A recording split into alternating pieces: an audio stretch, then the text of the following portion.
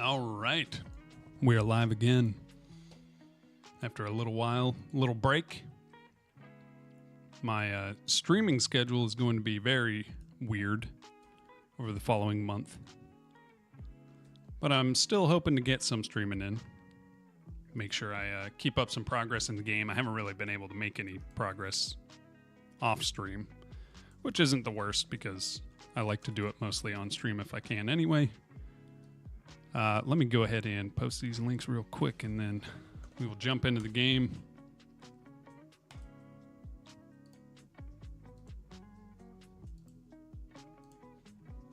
Okay.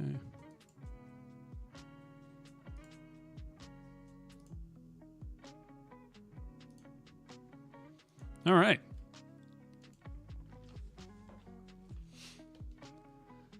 So, we're back. Every time I take any sort of break, I'm always a little bit like forgetting what I'm doing.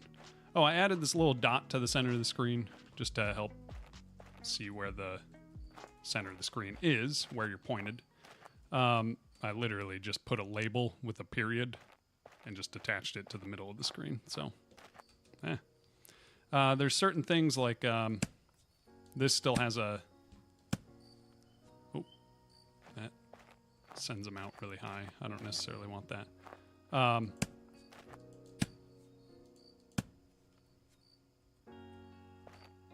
But there's certain things like sound effects for the hitting the rock. I want that to be different. Oh, we still got this in-game time. We should change that.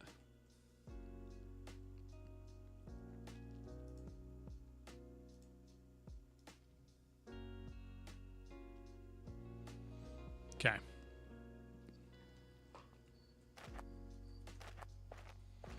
But yeah, we have this working at least.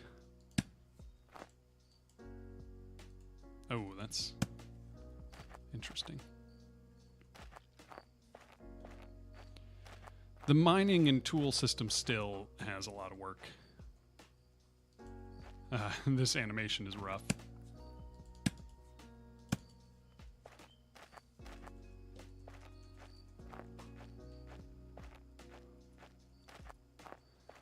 Okay, crafting is working. There's still work to do there. We can do things like make it so you can have like tabs or something that you can click through. I do like having it like this where it's see-through. Okay. Building is feeling pretty good.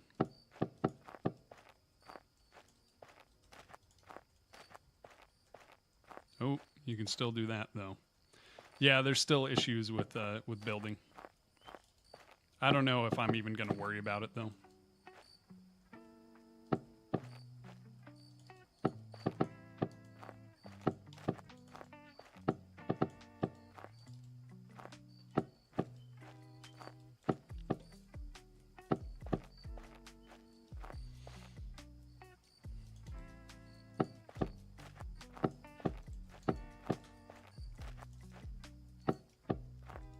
Oh, I should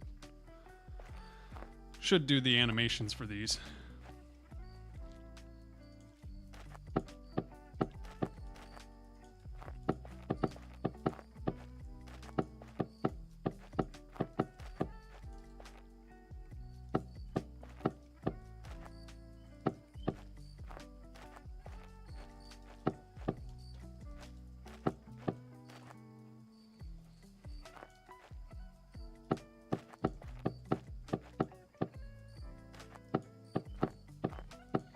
Okay. Got a little base built.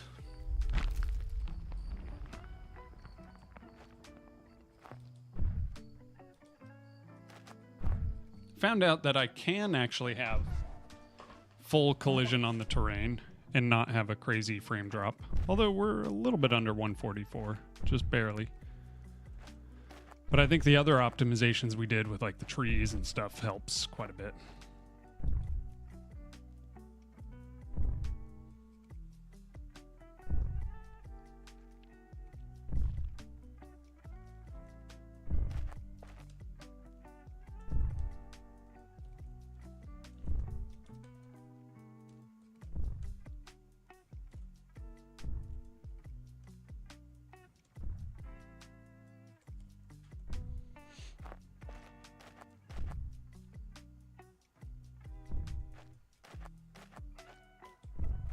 New Jank, what's up? How is it? It's going great. I have a little bit of time to stream today. I've had such a busy time with my fiance being out here, so it's like basically haven't done any streaming since she got out here. So, but I had a couple hours today, so it's nice. I'm gonna try to do something. We'll see. And then I'm gonna also try to stream more in the morning because I'm done with my work, my job, on Monday. Monday is my last day at my job. So, nice, great to see you too, man. Good to see you. It's good to be, it feels like it's been forever. It's been a couple weeks since I streamed, but it feels like forever. But I'm done with my regular day job on Monday. And then I've got a full month. My fiance will still be out here during that time, but I might be able to stream in the mornings. And from there, just a couple hours here and there. And then from there, it's figuring out how to move, do all that stuff. And then once I move to Finland, then I'm going to be streaming in the mornings there, which will be kind of my normal time streaming here. Or at least that's the game plan. So I'll be able to, in a few months, I think I'll be able to stream regularly, indefinitely, and not have a bunch of interruptions where I have to take a couple weeks off and all that. Can finally build up some momentum again. Because it feels like every time I build up momentum with my stream, getting some views, also getting a lot of work done, then I usually have something that comes up that I need to, take care of, whether it's or just like go on a trip or, something like that. But I should be mostly settled in hopefully a few months. Real life is priority. Yeah. But it's nice. I'm going to really be able to focus on being like not full-time streaming as in like everyday streaming for the foreseeable future at some point here. Because I'll be trying to do my own business, but that will be mostly during the day. And I will just treat streaming and even YouTube videos as kind of a bit of a job. I've basically been full-time streaming for the past week or so. Nice. Yeah, I haven't really had time to watch anything. I'm going to snooze this ad. I haven't really had time to watch any streams because I've just been so busy, but that's awesome.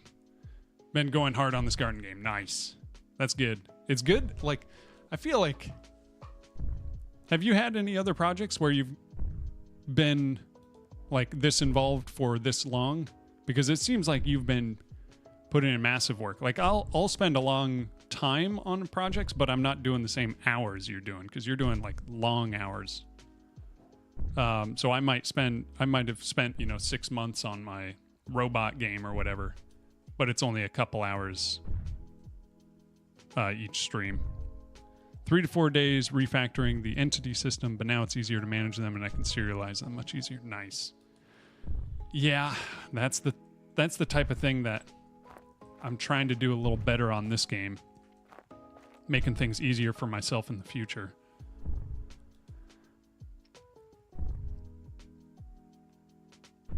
The main thing is like the mesh systems. Mesh and like tools. I don't like how it's working right now with my hitboxes and hurtboxes. I should probably just have separate classes for just hurtboxes and hitboxes on gatherables. Something like that. I've been into other projects longer maybe, but this is the first project I've been into and making progress on this line. Yeah, usually I burn out. Yep. Man, I feel like we both have kind of the perfect style of game. Like this one here feels similar to yours in the way that there's always something fun and shiny to work on that's still really cool and will make the game better. I think like survival is perfect for that. And then kind of what you're doing with like you can add features in a way that is fun and like add mechanics. You can kind of continually add mechanics that are interesting and still good. It's not like an RPG or something where like every new mechanic is such a big deal and it has to fit with everything else perfectly. It's more like you can kind of piece components together, and it almost always is good, you know. Been doing great with this project. Thanks. Yeah, I've learned a ton on this project. The main thing I really want to do, build it out a little bit more. You were talking about that. What were you saying? Like the continual dev cycle, or there was some word you had for it, where I can test it with viewers. So I just need to get some simple loops in there with some combat, some building, some resource gathering, basically adding more resources, more crafting, more, add some creatures, add day-night cycle. And then also, I should probably add the save system. But there's still like basic systems that I kind of need to add in, where it's like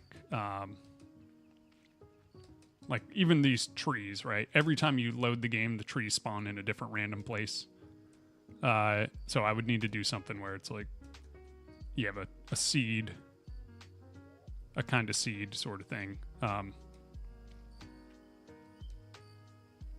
That's generated in the editor, and I can maybe press a button to generate a new random distribution of trees, that type of thing, just so then, because right now it's just literally random generates every time. So certain things like that to kind of lock it in place. Yeah. Adding serialization too early is just means more work in the future, adding and changing it as you build more stuff. So serialization, I guess, what do you actually mean by that? Because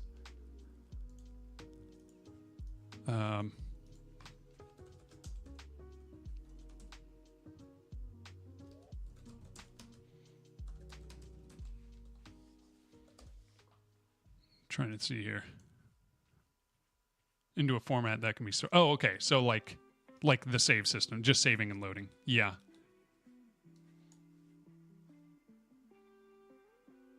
Doing it too early means more work in the future, adding and changing it. Interesting. Yeah, I've only done a save system once, and it was broken because I didn't understand it. It was on my first game.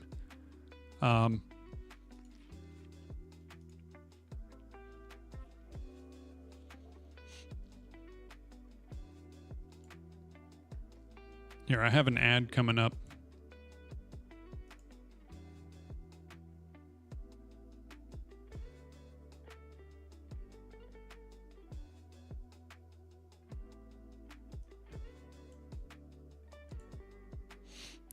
Let me just give you a sub real quick. There we go. That way the ad doesn't make things annoying. Okay, I'll run the ad now. Have to add it at some point. Adding it early isn't necessarily a bad thing. Yeah, I don't really know what I'm going to do because this is such a different thing than I've ever done. Especially once I have things like procedural terrain and stuff like that. But I'm not even going to worry about procedural unless this builds up enough traction. Thanks. Yeah, for sure, man. Gonna have to map out all what you need to save out. Yeah, because there's so much. Like, I'm thinking about it now, and it's like, for just keeping it a single player survival game, you've got things like positions of all items laying around. And I could have some despawn timer. We have positions of nodes and trees, and any ones that have been interacted with. Because right now it's like, the trees are a multi-mesh until you interact with them. Once you get close, and if I chop this, then this is going to stay as a regular tree for the rest of existence. It's not going to be just a mesh. So saving stuff like that. We have saving all the, well, I already said the positions of all the trees. Then we have, inventory items. We have saving the base entities, like the actual base you build. Creatures could save ones that are nearby, like their stats and all that, but otherwise don't necessarily need it.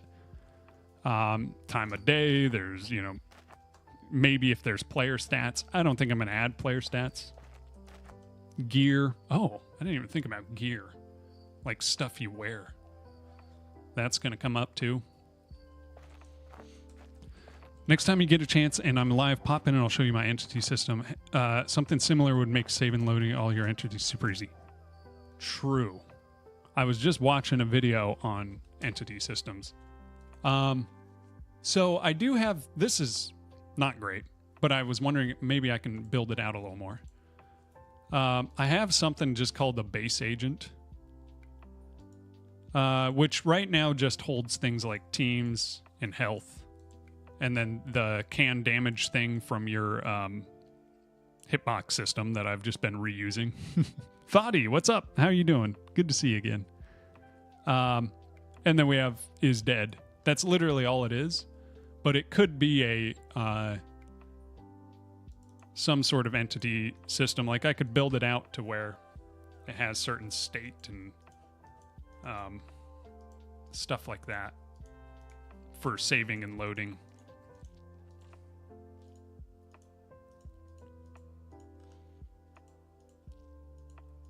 And this is just a component though, so it's not like an inherited thing from character body or anything. It's just a node.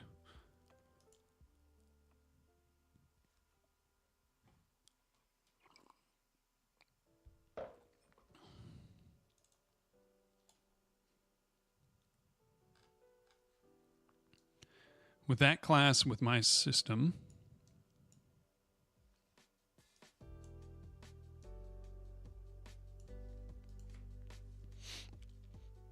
I'm fine. Thanks for the question.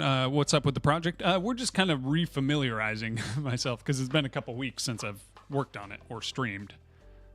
Because of how busy everything is this month, I don't know how much I'm going to be able to stream. So there hasn't been a ton of progress recently. There's been some. But yeah, basically I've had my fiance out here for the past couple weeks, and then for the next couple or next month. So I'm going to be pretty spotty. I'm going to try to do some streaming, but I'll be pretty spotty until August, really.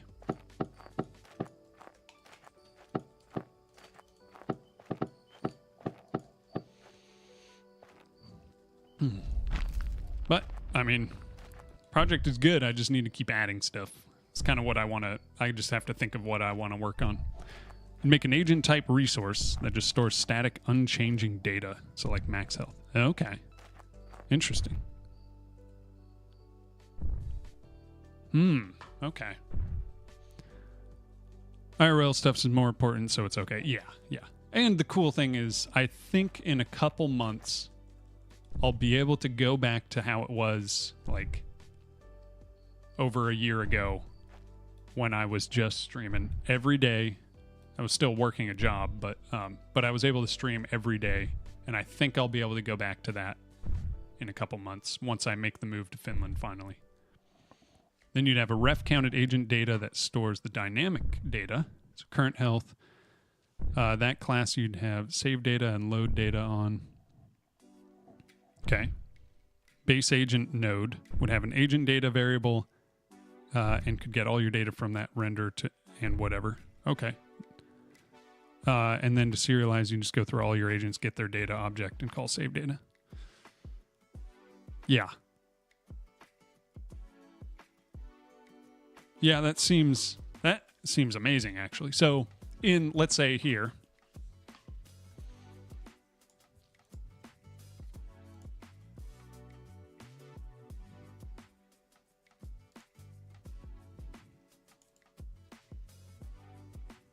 info dump, but yeah. Okay. Well, I'm going to do something here.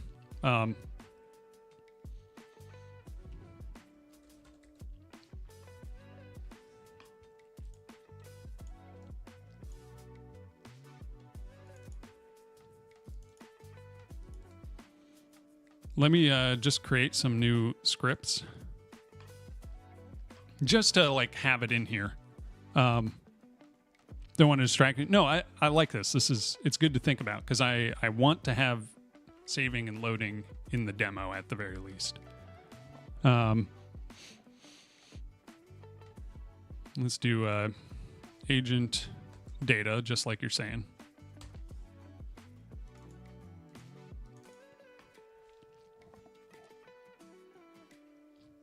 This is just a resource.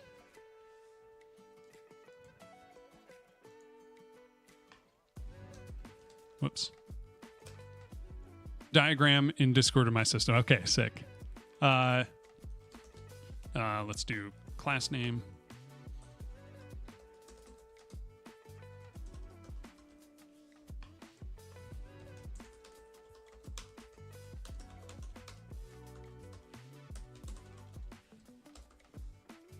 And is this for literally every single, like, do flowers have this and creatures and stuff like that?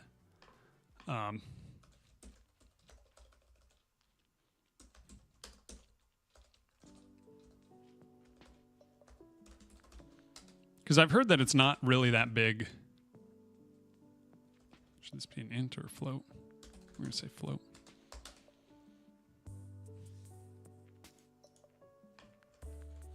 Can you export a const?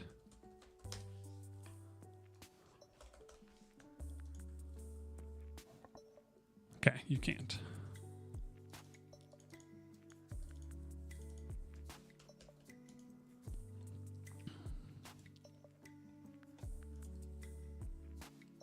Everything except for the terrain is an entity. Okay. See, I also have weird things like I've got movement agent on the player, which the only reason I did this was so I could break out my movement data to just make it so I didn't have as much in the player script, because the player script has so much stuff right now.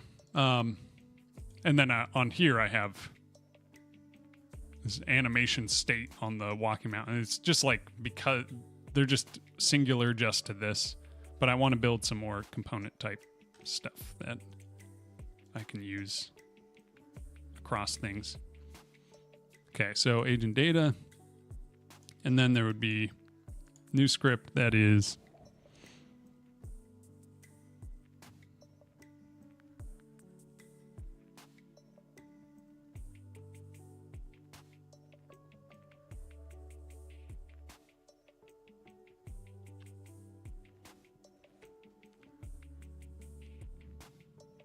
oh, the agent data would be, I see.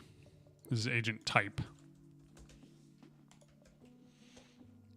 Then I could create a new script called, whoops, we should call this.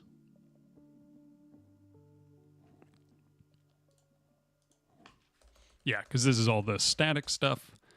And then we do a new script called agent data.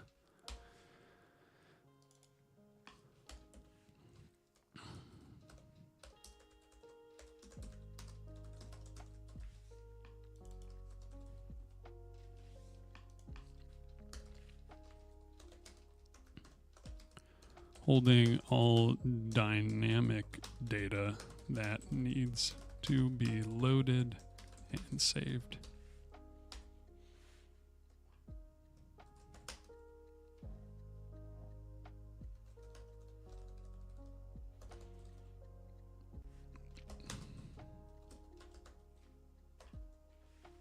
So that would be something like, yeah, I could do world position, stuff like that. Then, yeah, I'd create a new agent type resource, find the max health in that. And then on our base agent, we would then have, here we would have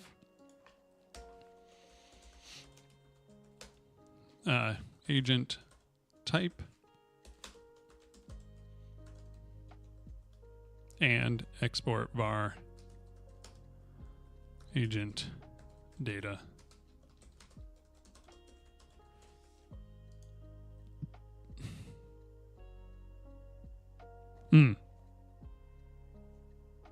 Built in a resource or a node or an enum. So you can't do a ref counted there.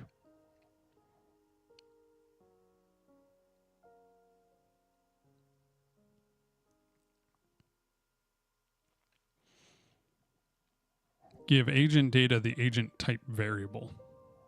Let's see here. It's a bit more involved. Okay. And it's worth doing a ref counted because of the way that it like gets just tossed afterwards, unloaded and all that. Like,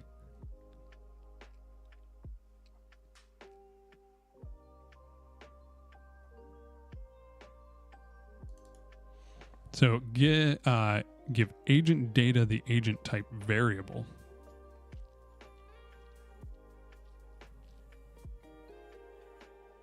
Okay, agent type.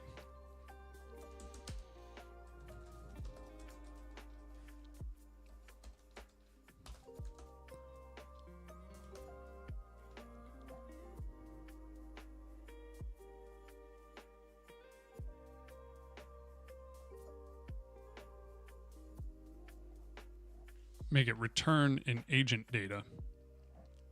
Oh, I need to.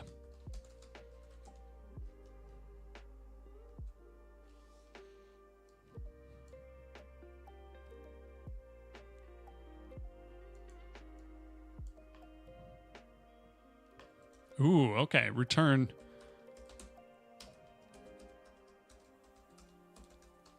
Okay. So we create data.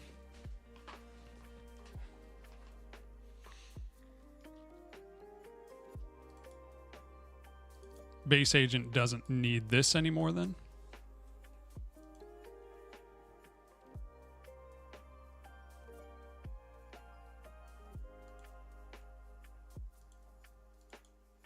Oops, agent type, okay. So we create a new agent data. Let me think of how this is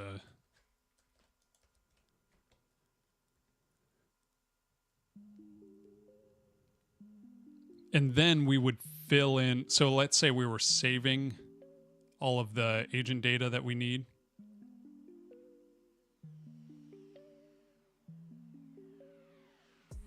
I'm trying to think of where this stuff ends up. So you said agent data would have the things like func data. Right now I'll just do this.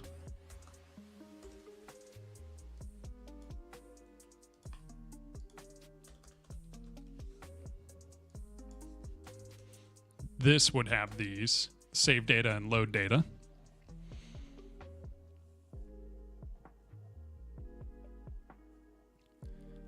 For my player, I wouldn't do this.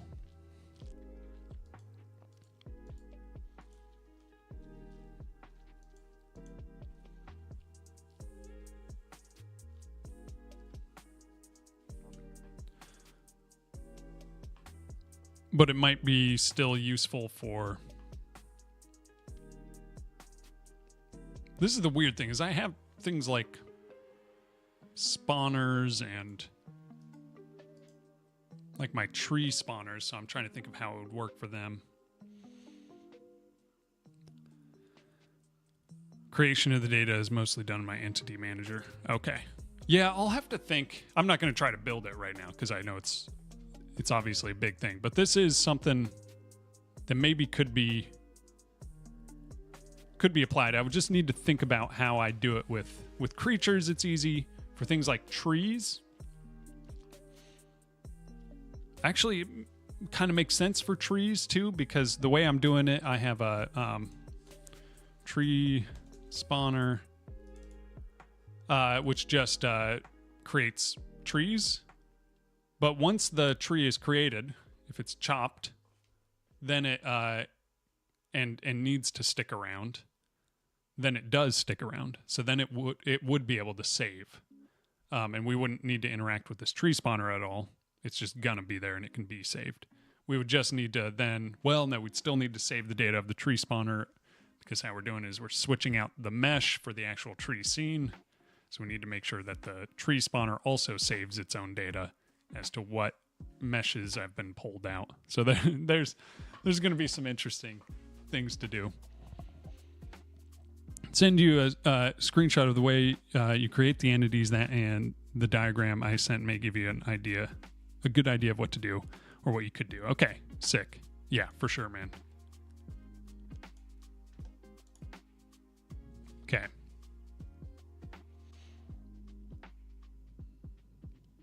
I'm looking at it now. Create entity data, instantiate scene. Entity data is ref counted. UUID. Oh, yeah, you have an ID system.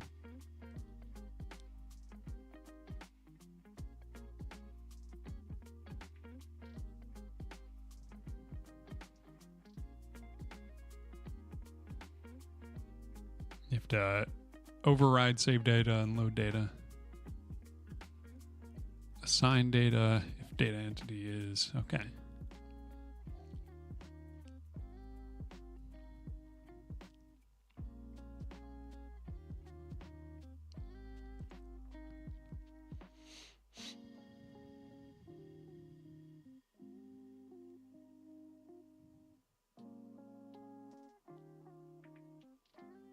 You have sub entities as well.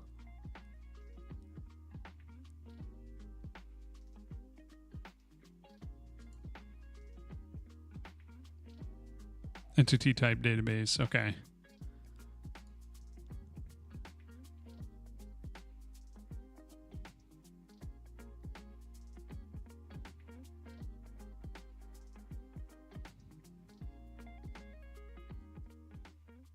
Interesting. Yeah, and I'm wondering how I can do it where I'm trying to figure out what is the best way for me. Like, should I have all of the saving and all of the loading be all in one place across the board for everything? Should I do things differently for different types of things? Because there would be a bunch of data that is like, I don't know, like would each, like a tool, right? Let's look at tool. Has this. Would this class have something like, I don't know. Because a tool isn't going to need to store how much, well, it might need to store how much health it has because it has durability or whatever. But would there be something where it's like each different class has its own data and we don't care what kind of data it is, we just throw it in there and then it has its own way of loading back in the things it needs to load in? Do we do one base thing where it's like it might be loading in health and all this stuff, but it doesn't actually need to because it doesn't have health? Like, yeah. Share that in public on Discord. Okay, yeah, that would be sick. Godot help. Nice. That's awesome.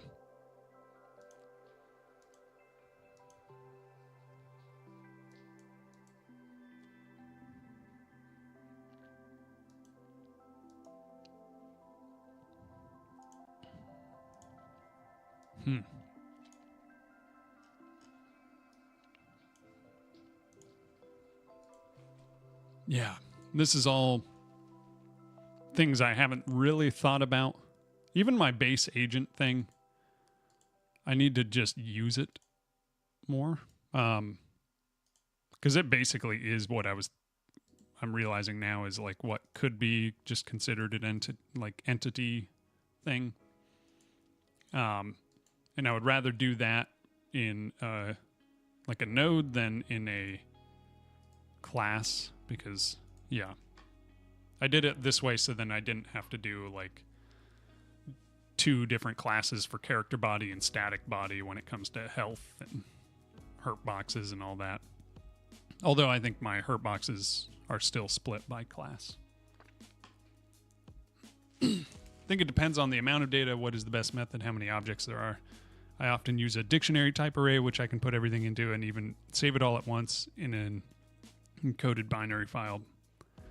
But it depends on the game, the project. Yeah. I was just watching a video from that YouTuber Randy who was doing his entity system. And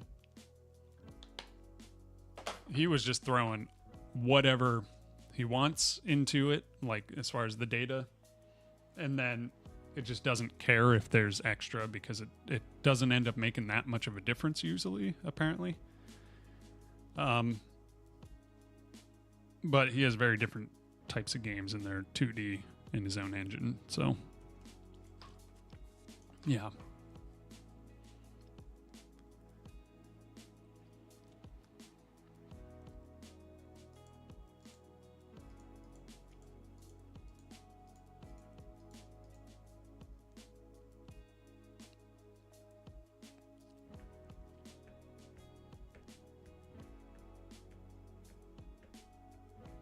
So agent type would have things like health, max health.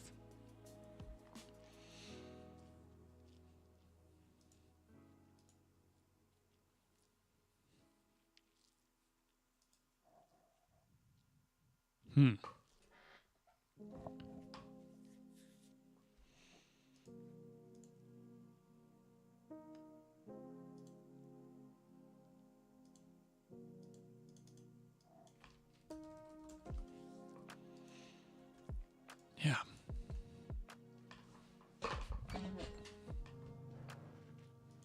My problem right now is I have a bunch of like sort of modular systems that are actually not good and break things. And I'm wondering if I should just break them into completely different systems. Like even my hitbox and hurtbox thing, I'm wondering if I should just split that up into like gatherables versus enemies. And with like the player, when you have a tool, your hitbox and hurtbox might be a little different. Because depending on what weapon you have, it will change that. Like, I don't know. There's stuff I need to think about. I did clean up like my build system at least. That was pretty rough for a while. It's an involved system and it's hard to explain in a few screens and a blurb. Yeah. So much to do. Yeah, man. It's crazy. Game development is just insane. It really is. One thing I want to do. Let's go to my tree spawner.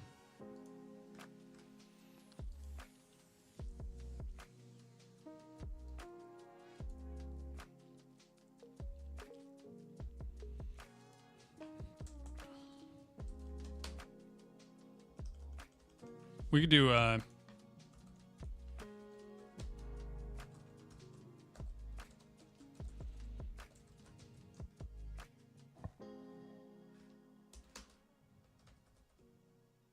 don't know if I need to do a whole separate thing.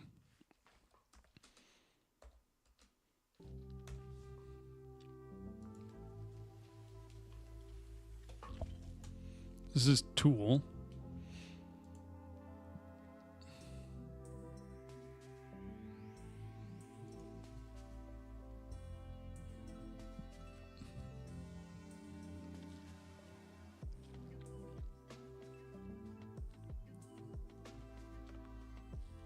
I basically want to be able to save the instance data there.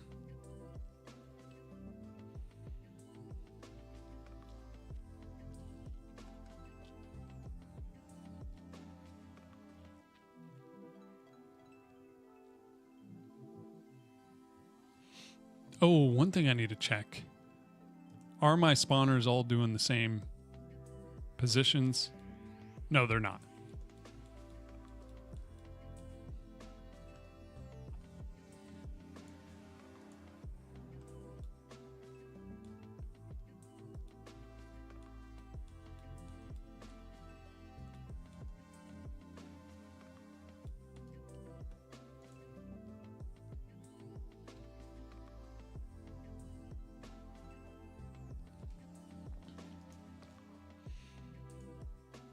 Is there a way I can spawn in the main member? And literally sometimes, yes. I want to be able to basically add a button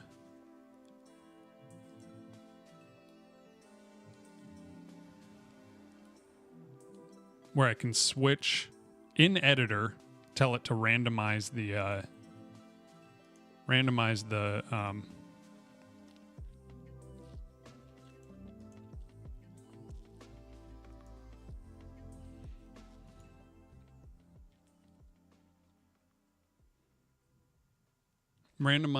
the spawning of the trees, but I can do it in editor so I can see what it looks like and it reloads it.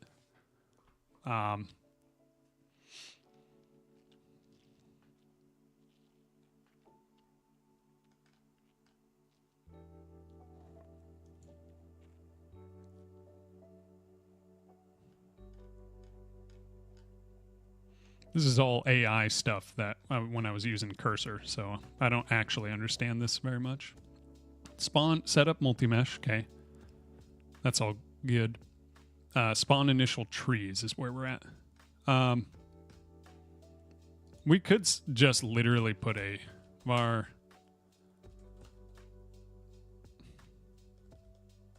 reuse editor instance data. We could do something like this.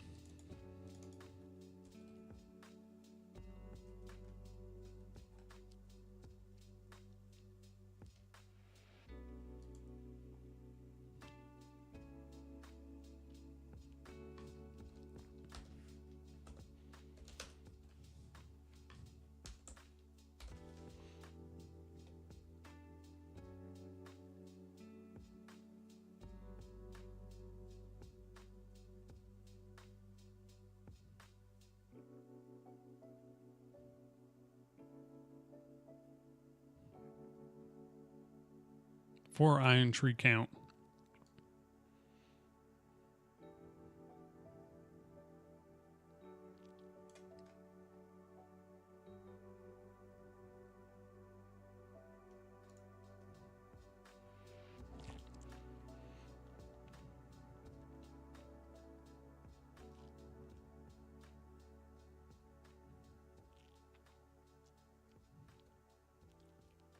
X and that.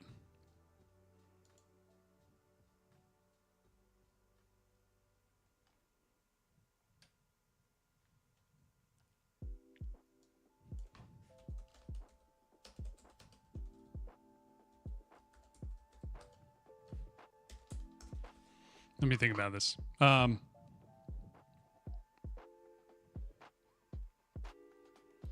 Definitely like to see multiple options, so that is the reason I asked for the screenshots. Yeah. No, it's nice seeing, like, Newjank knows how to architect things too, which is really helpful. It's been super helpful for me to learn. Okay, if we already have all these things saved in the instance data, the position, then we could do this. We could probably just do this.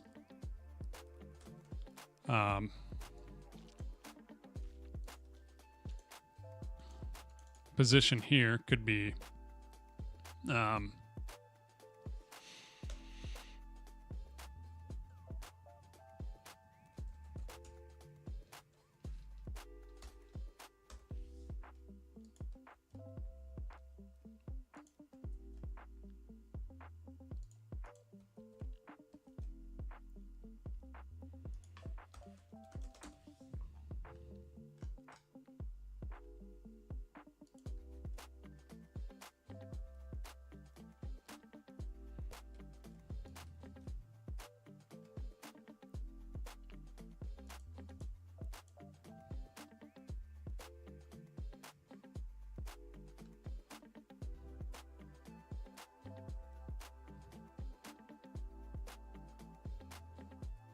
then we could do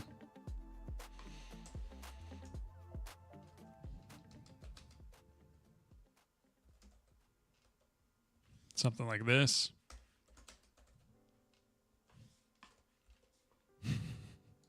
Something like that. I don't know what will happen here.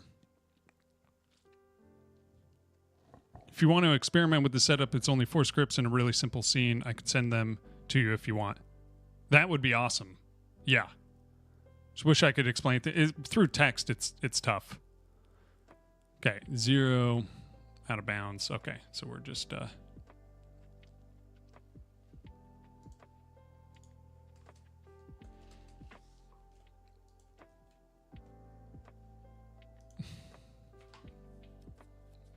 that what it is? Just an off by 1? Nope. Out of bounds, get index. Okay, because this is... Oh, we don't have any data in there.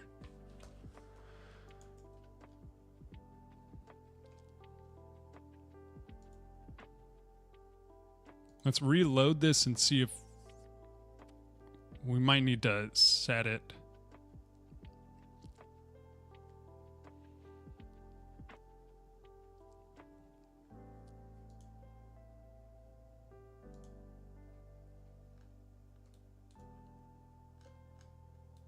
Okay, all of our trees have disappeared.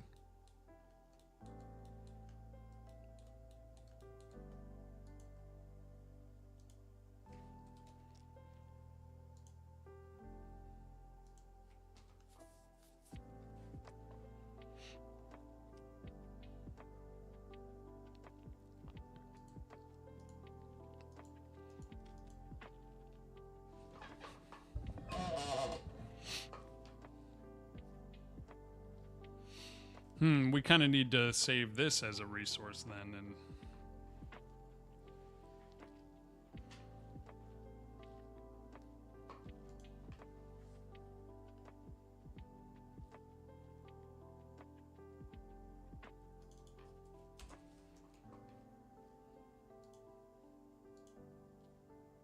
let's reload it again. Our tree should be back.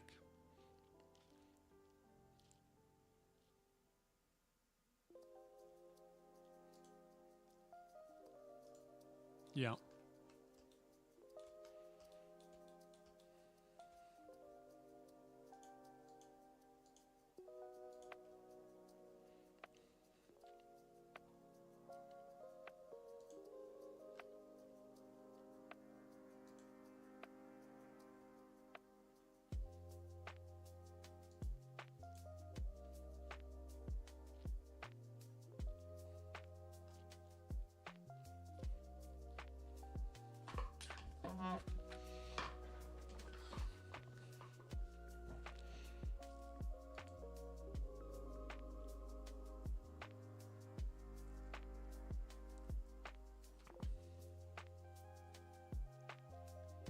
Kind of need to build a simple save system just to do what I'm trying to do, which is to keep the trees from spawning randomly every time.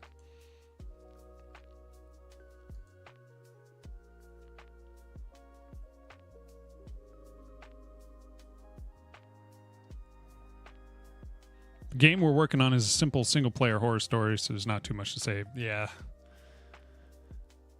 With a survival game, it's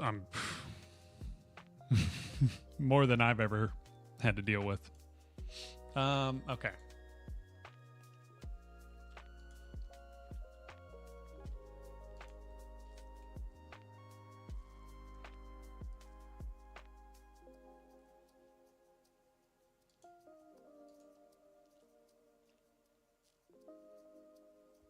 Yeah, that's the thing. I kind of have to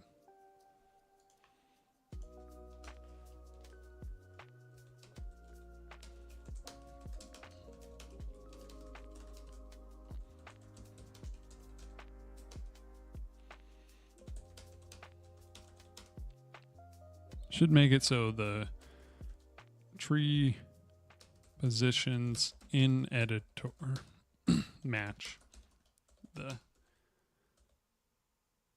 positions when you run the game. Because right now it's just randomized every time you run the game.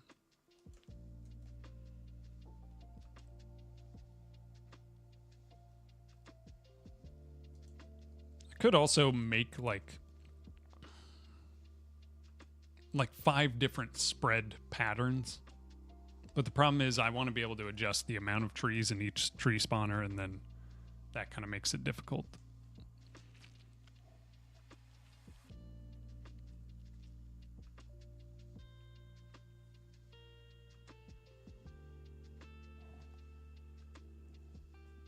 Jumped into the deep water, yeah.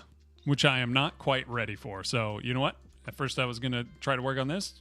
We're going to switch it up and work on something else. You got to remember to work on what is fun and approachable. Because I don't want to get that feeling like, you know. Because at some point I know I'll be able to get it.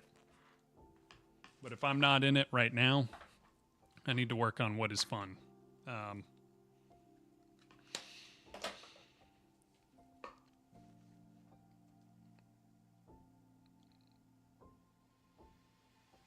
I wonder if I could just do...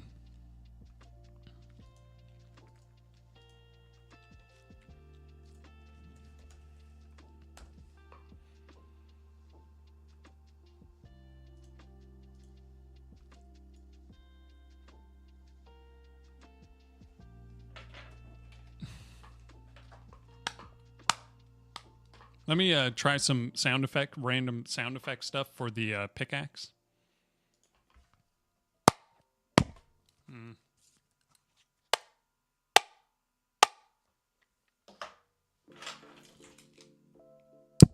Oops.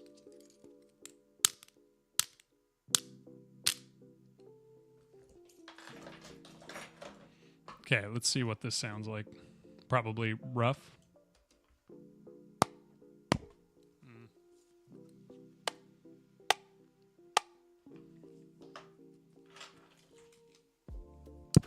Oops.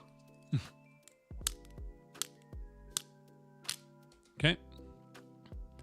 Let's do some effects.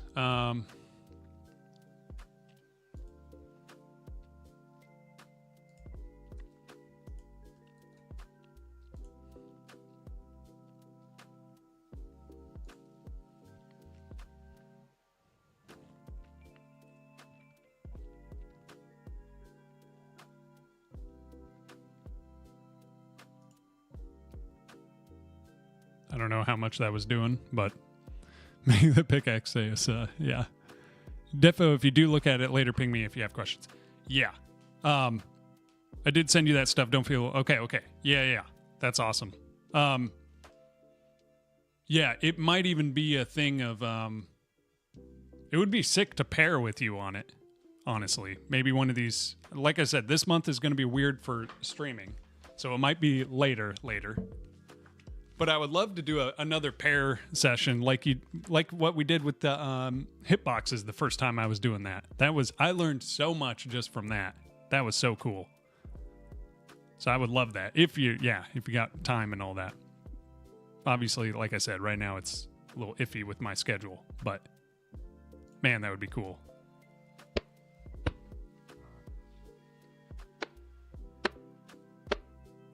Okay, pitch changes.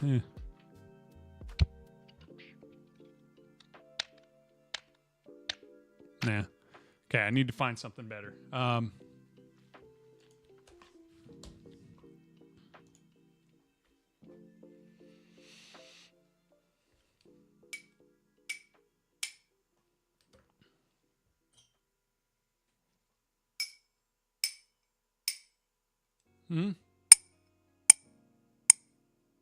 Haven't tried the collaboration feature yet on Twitch. Yeah, I've seen that, but I haven't seen what it does. But that would be cool.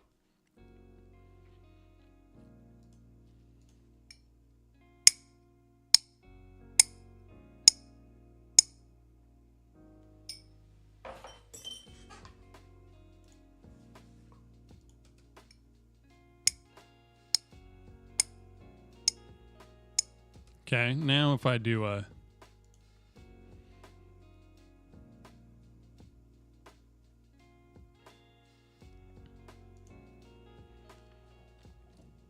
Let me just try a random distortion.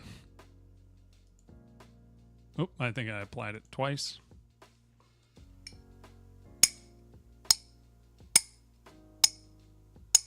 Okay, and then...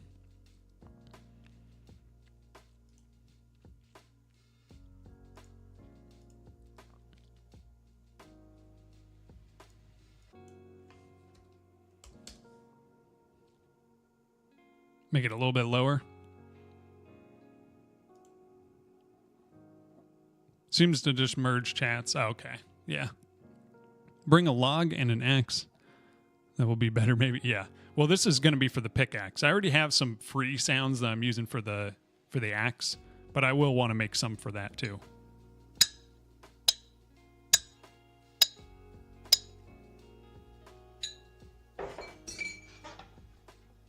It's actually not terrible.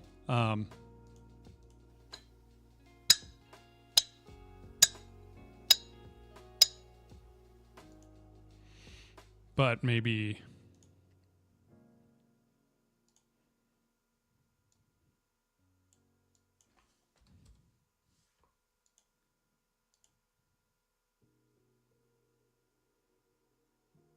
It's more half steps down.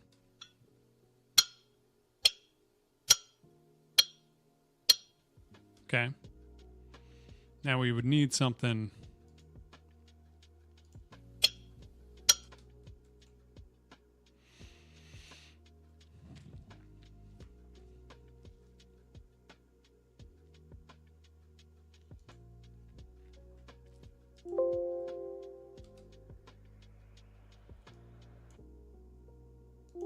Oh, you can't. Oh, wait.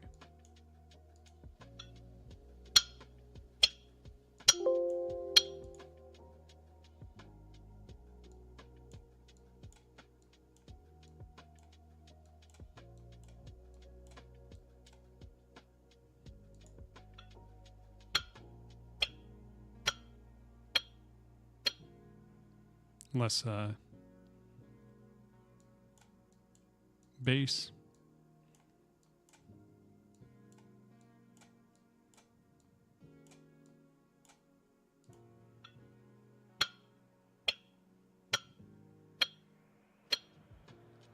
Duplicate it and offset it a hair? Maybe.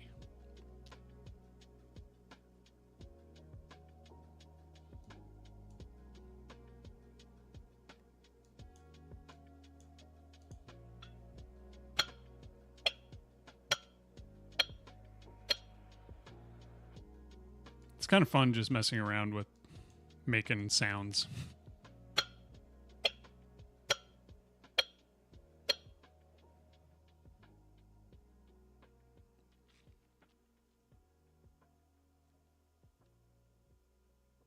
I think this is kind of fine. I'm going to just put this here for now. We're going to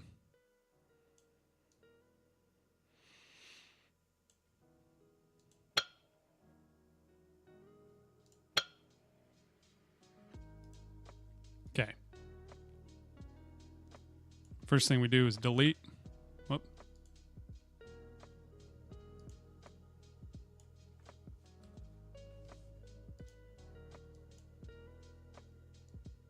Nope.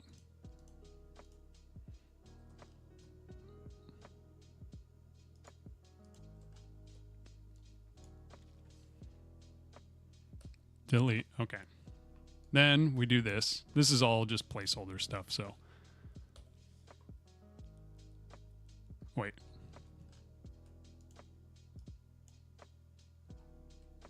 What? Oh, come on.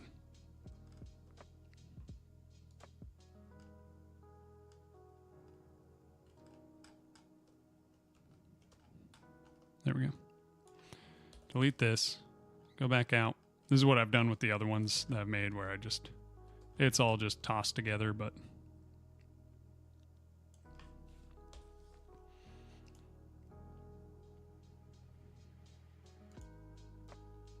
Sound effects,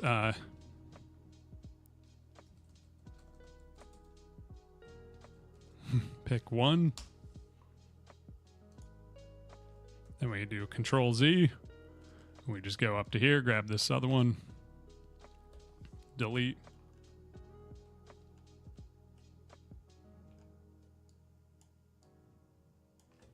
Delete. Export. Pick two.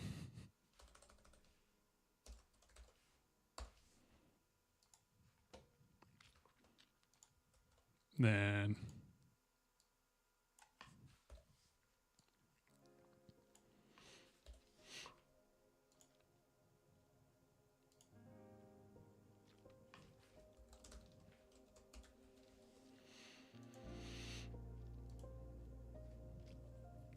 Sounds like a pick hitting stone to me. Yep, getting fully with it. This is, okay. So now we can go to the axe. I think it's here. Yep.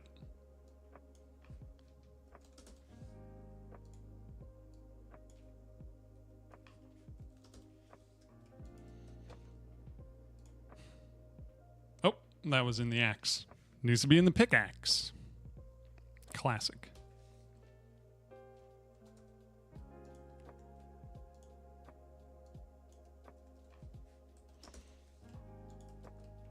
Which I could also have these as exported variables in the tool.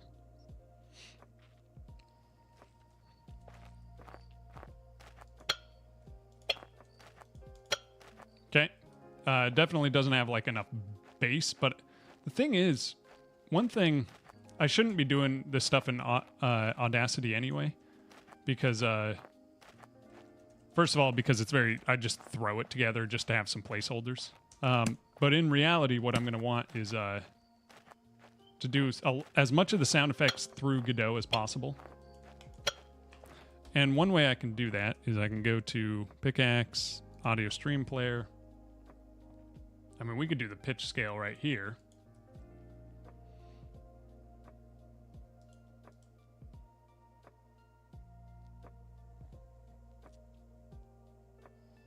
And we could even literally just have one sound and then randomize the pitch. Yeah, that needs to be EQ'd more. Which I think we have to do that on bus tools. Okay, so tools, I don't want to do an EQ on all tools. So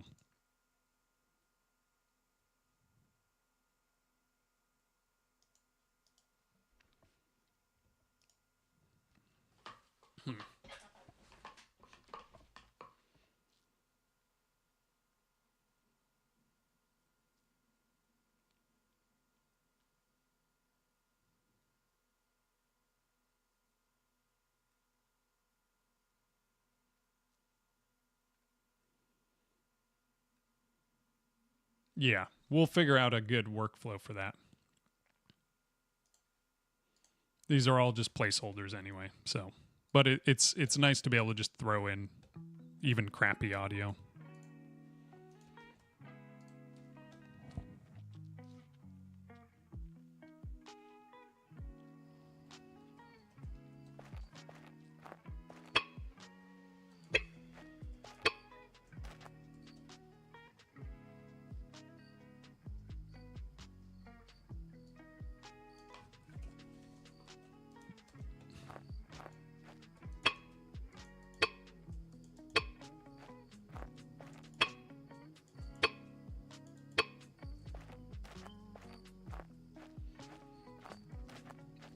Those ones sound better.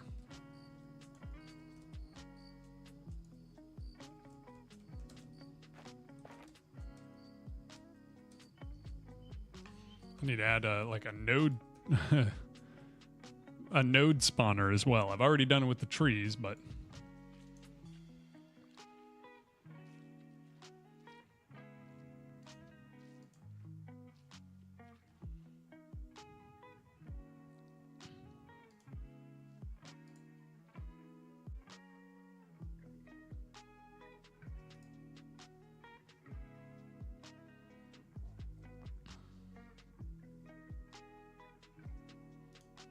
let me do full editor. Oh. That's a big performance drop. More without pitch. Yeah, because you kind of do want the ting. The other thing is I could have a rock sound that plays when it's hit. Like the actual rock. Which that's like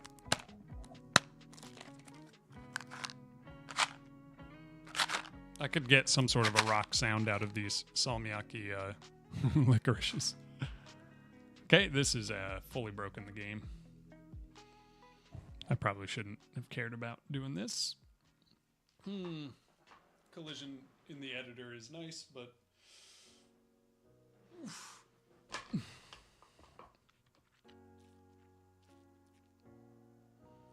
I don't know exactly what it would sound like in reality. Yeah, there would be ringing.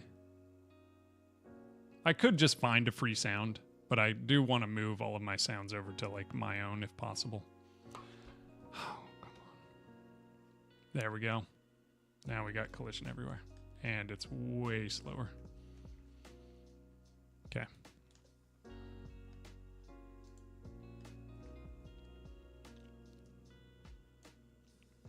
Okay, what is it to snap to ground, snap to floor?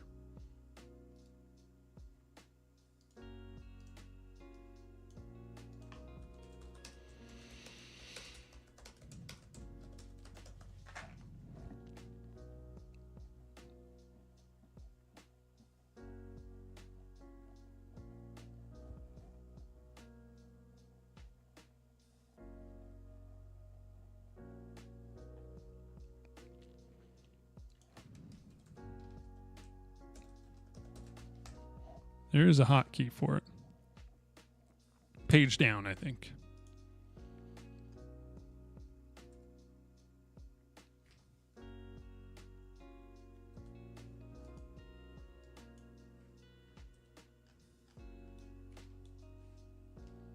Oh, I don't have a page down on my keyboard.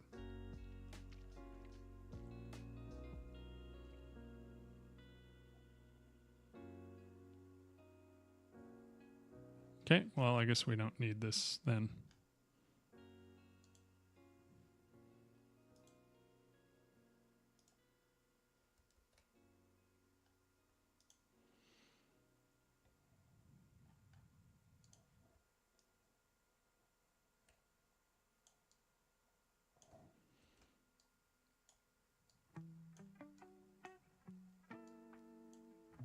Yeah, we're going to have to do a stone node spawner as well.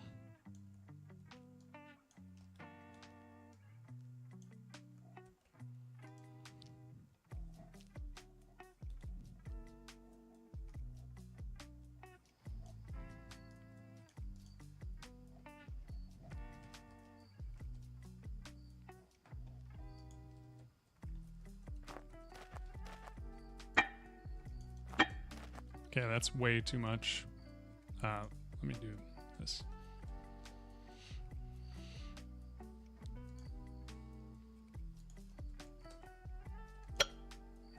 Okay, that's a little bit too high, I think. I think we do go a little down.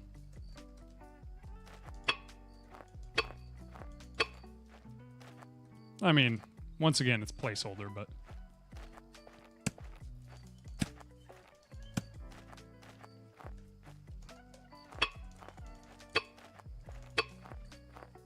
Also, stone node, die. This needs to be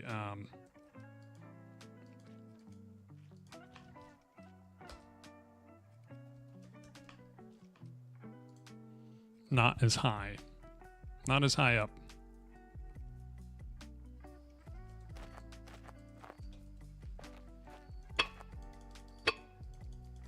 There we go.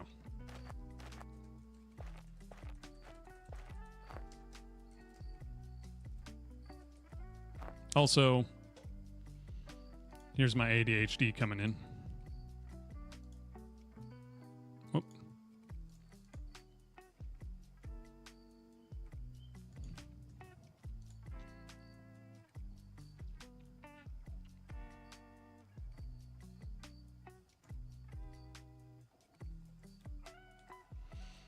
What does stone node use?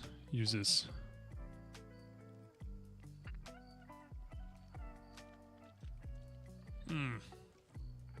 Imports. Okay. It's time for me to eat some salmiakki. Mm-hmm. There we go.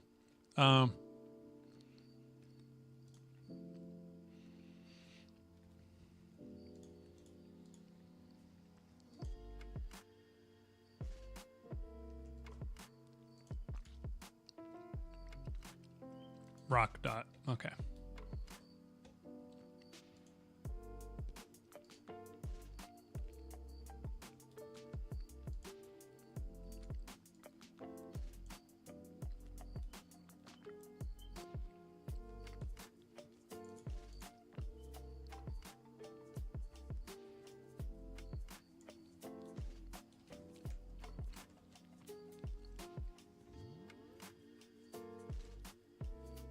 Okay, now that's lighter.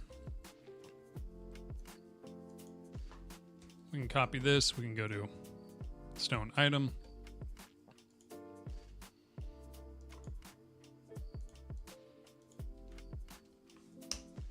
Paste that there, save that. I think we're still using OBJs on this. Yep.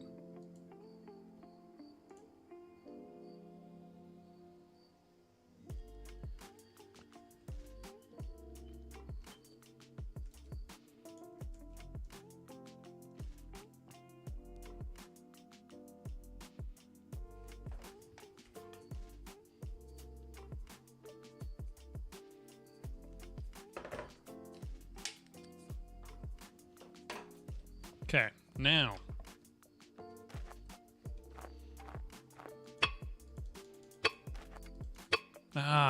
why does it do this? I think I have to stone item resource. Okay.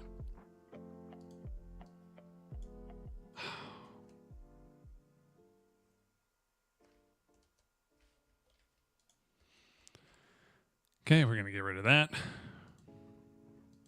We're going to delete this.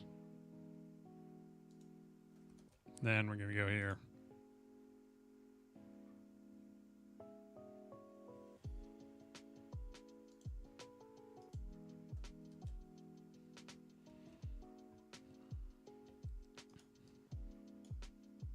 Why? Why is it still like that?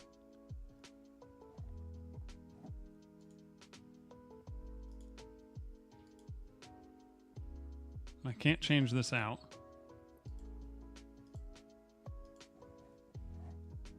Oh, we got an ad starting in 3 minutes, just a heads up. This is the classic thing. Let's actually figure this out. This mesh system needs to be how to use the LTF for meshes in Godot.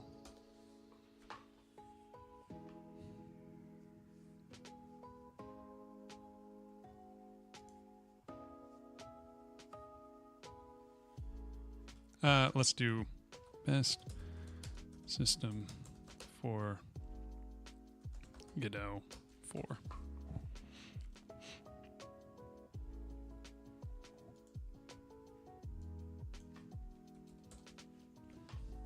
Mesh files.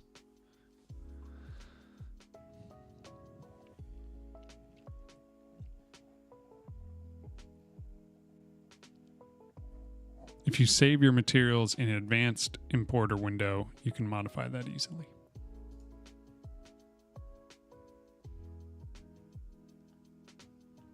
Like in here. Because I need it to be a mesh resource.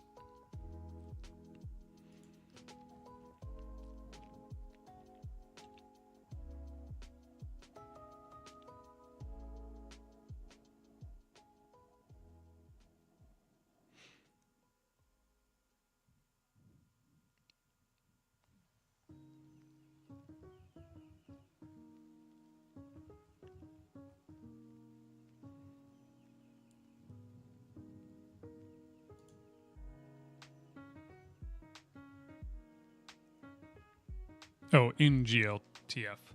Yeah, so that's the thing. How do I get it into a mesh property? Like stone node here, right? Has this, which is a mesh instance. Then this has a mesh attached to it. But like my stone resource needs to have a mesh that can be just drag and dropped into here. And I can't do that with the blend. That doesn't work.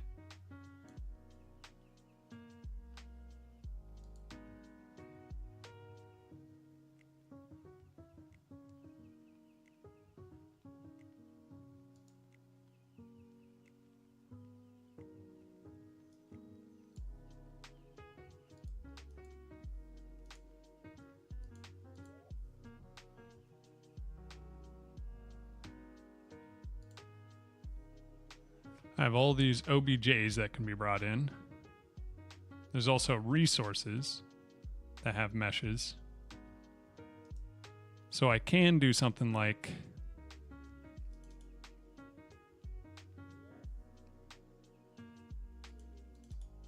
if I open up this, maybe I can save the mesh. Save with the right click on the mesh and make unique save resource. Okay, so I could turn it into a resource. I could probably do the same here.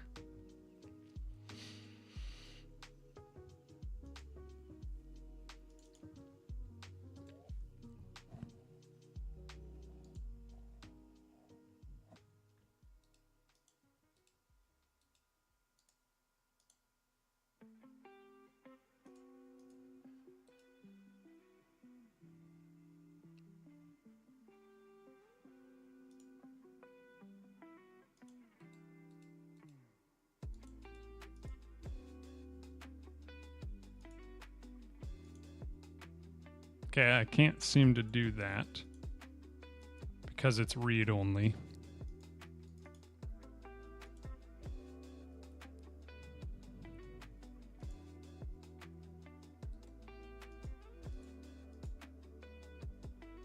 Okay, this even has, well, this blend has the right one.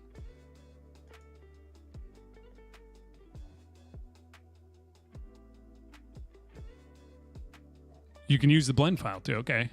Click on them. There's action menu at the top left in the blend advanced. Okay. So here, set mesh save paths.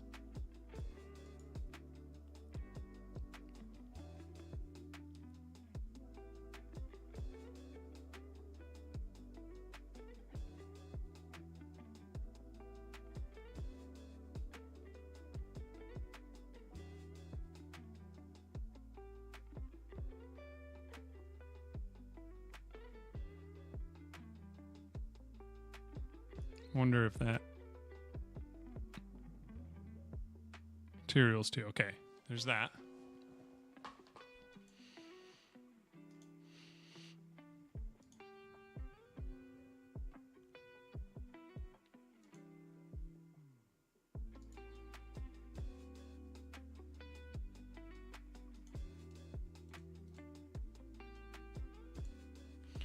Let me go back to Blender and resave this material as stone gray. And then here I can do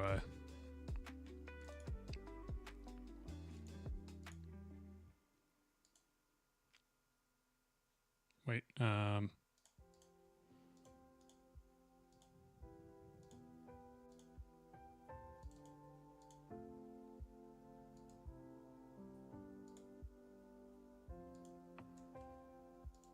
now I wonder if I go here,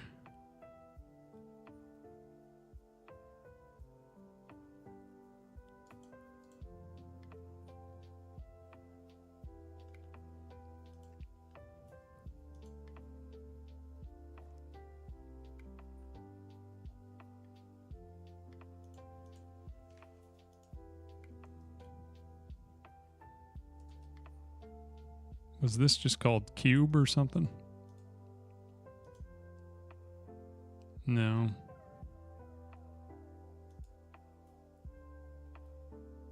Where's my materials? Stone gray got there, but did the mesh.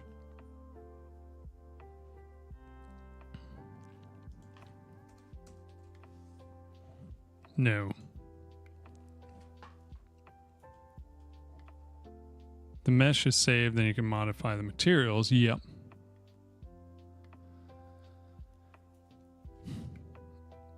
But it's not creating a resource for it. Let me see here.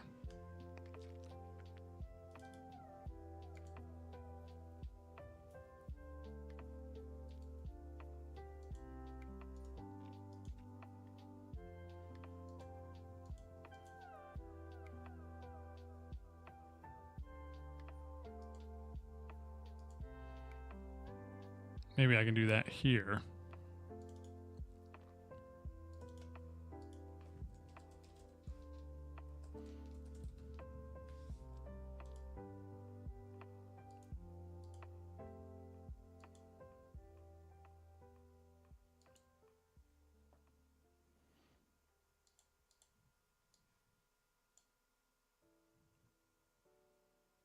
Okay. There we go. Okay, so I can save to file the resource.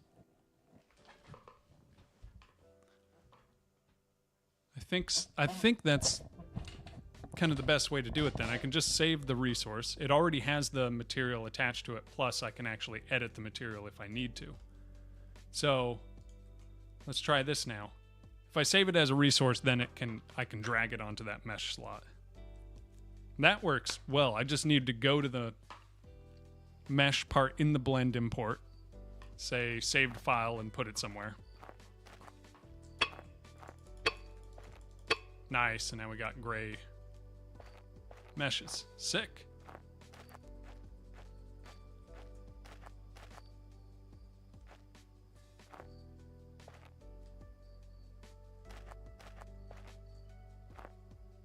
Am I not getting any outlines with this?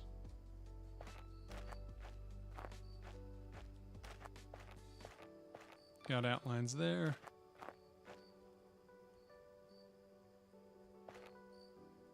There's some outline, I think. Does seem a little weird though, like it's not fully, because these have a lot stronger outlines. You can write an import script in which you can set your own rule and then import everything based on it, but that's a bit tricky. Yeah, I want something fairly simple, but I do think this is fine to just save a resource from the blend file. The only thing is then, in those cases, whenever I make a change, I obviously have to update that resource, I believe.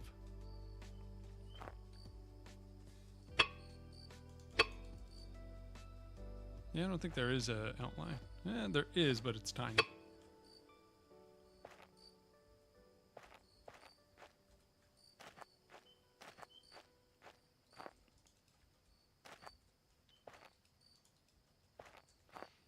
I really need to change out this.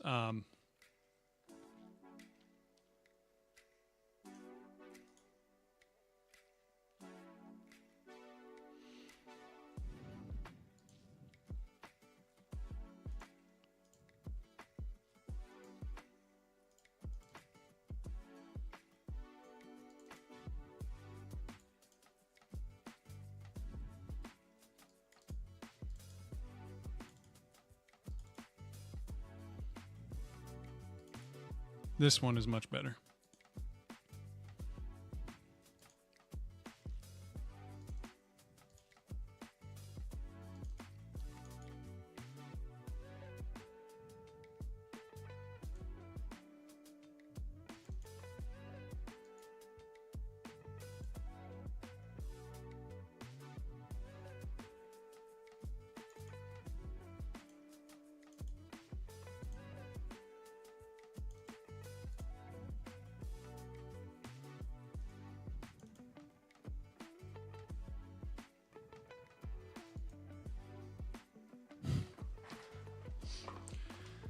Where did I put this?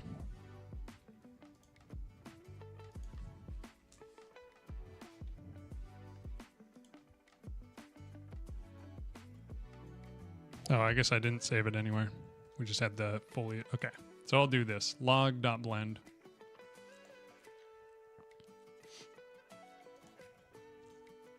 Then here we can do the same exact thing.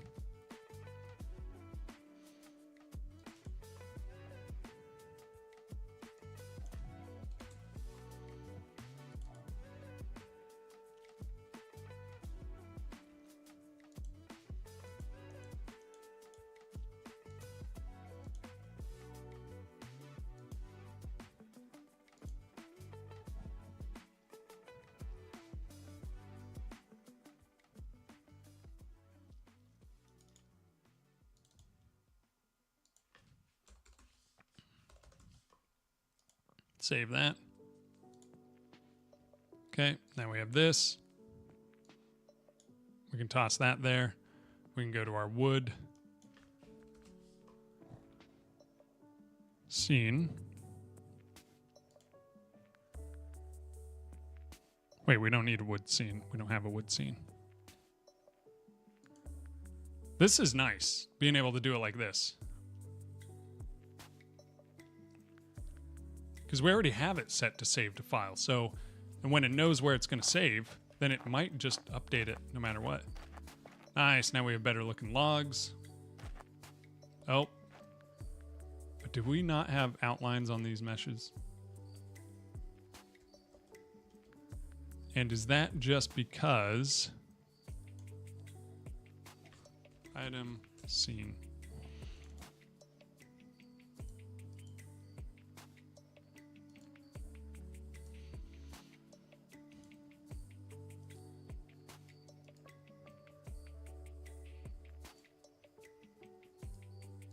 Okay, we do that.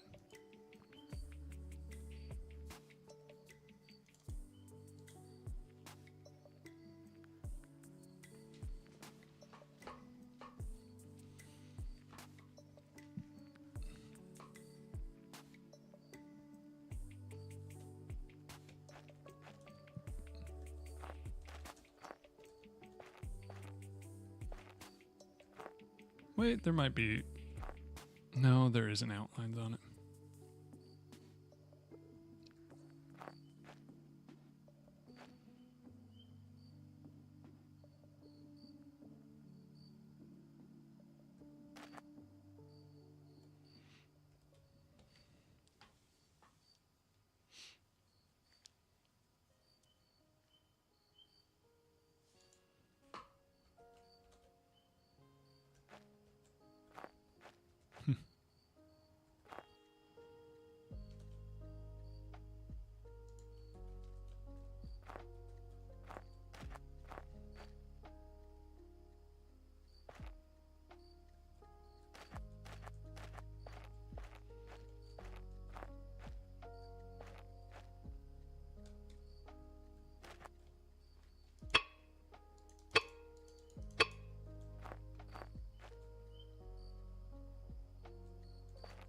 Lighting's a bit weird with these objects.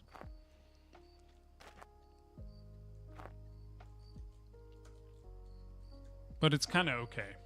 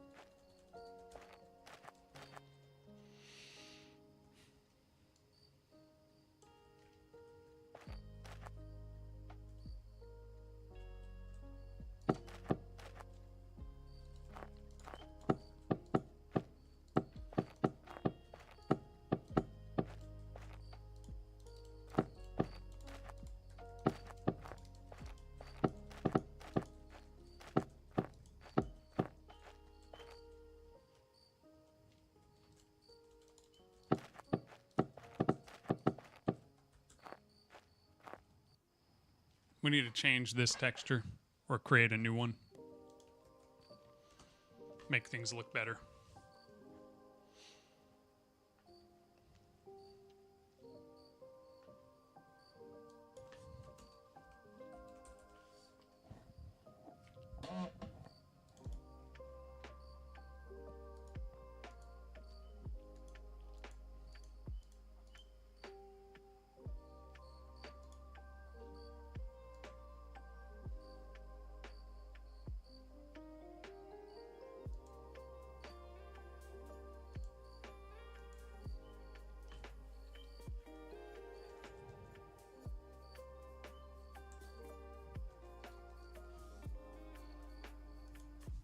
Wooden box. We'll go to materials here.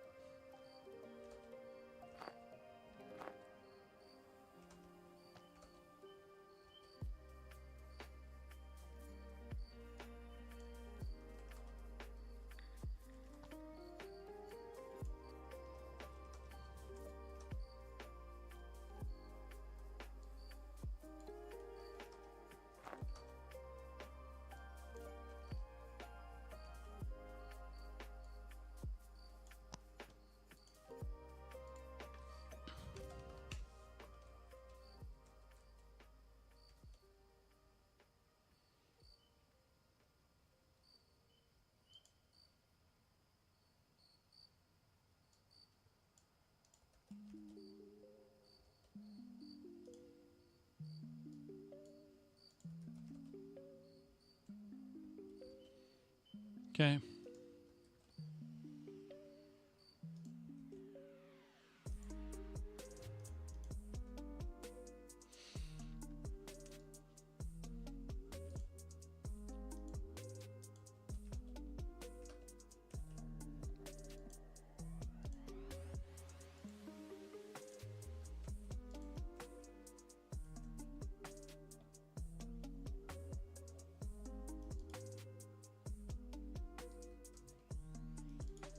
Nice, and that already updated. This doesn't look great, but at least it's different. Where you just mess around with things until... Oh, nope, that didn't update. It's only got that one. Okay, why?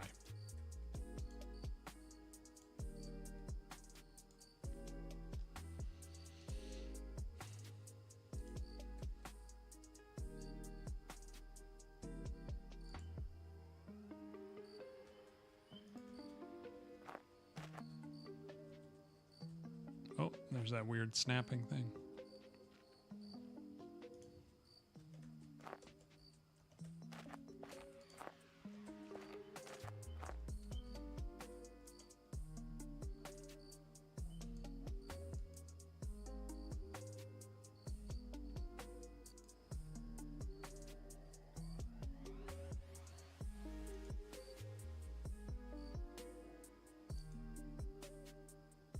Oh, because these all have this. I see.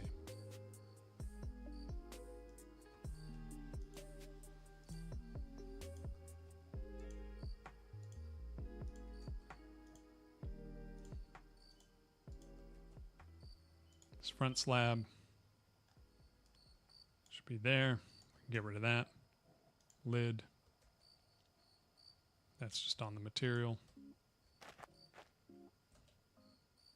Oh, but we still need to get rid of there. Okay.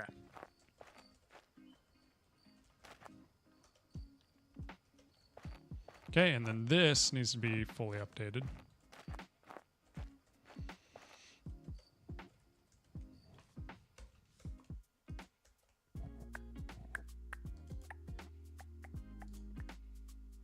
Small box resource is updated. That's wood brown. I see. So.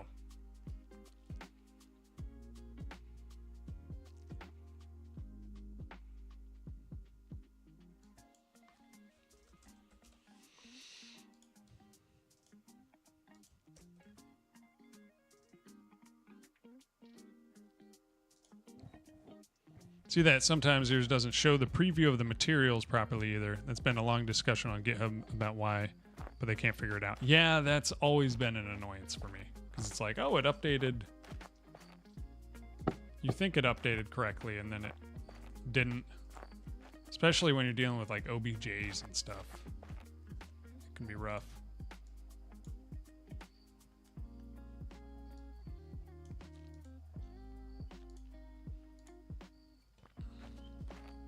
Okay, looks good there. If I drop it, it looks like a box. Okay, pick it up.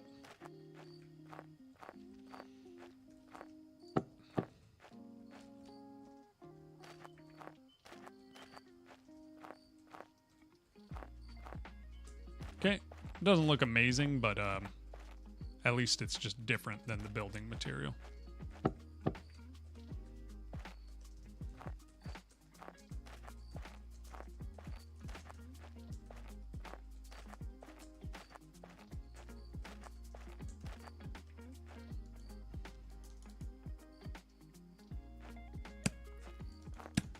I need to change this animation. It's not great.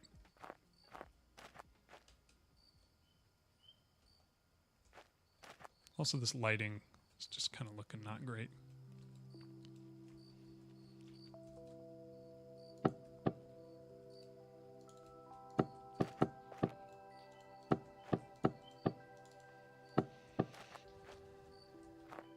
Okay, you can still see inside.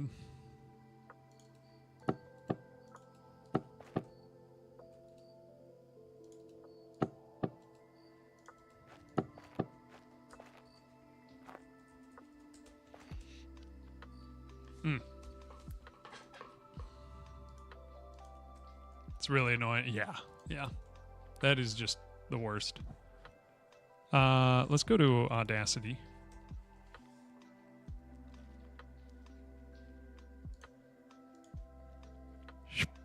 We could do like a little...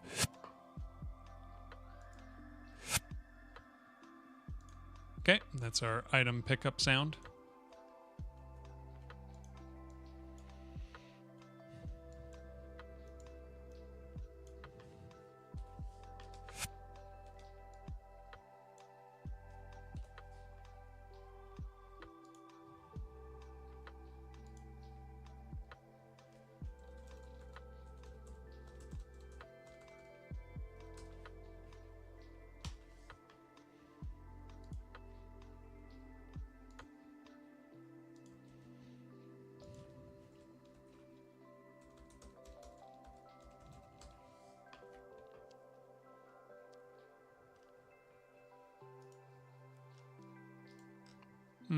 Let's go to player.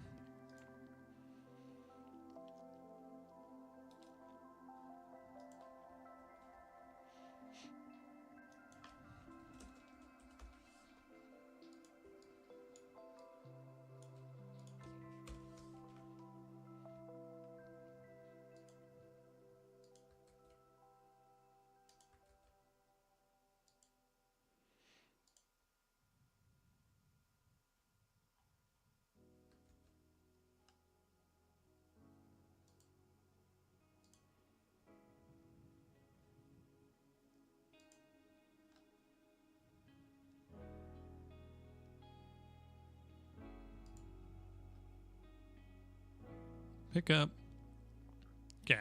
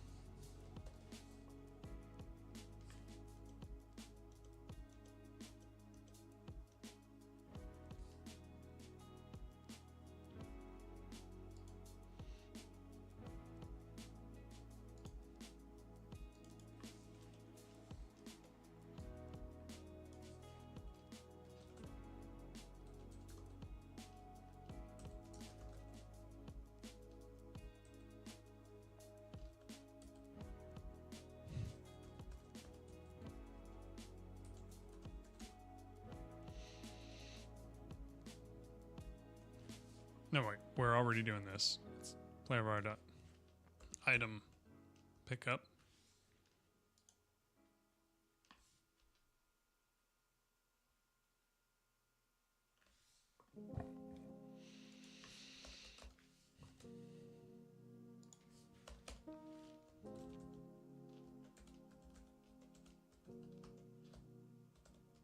This is bad.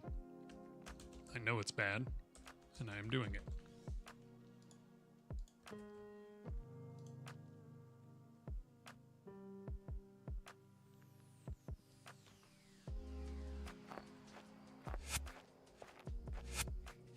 There we go. It is interrupting.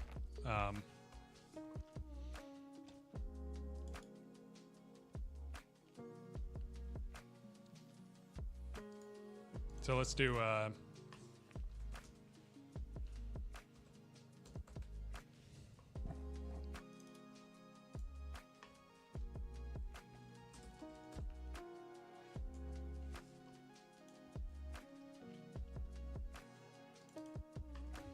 interactions, audio. Go up to player.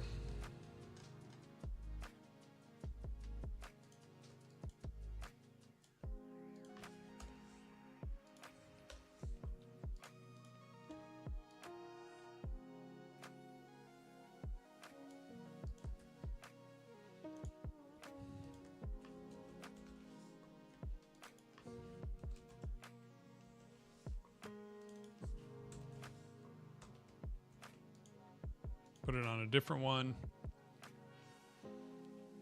So then they can play it different times. Okay, still too loud.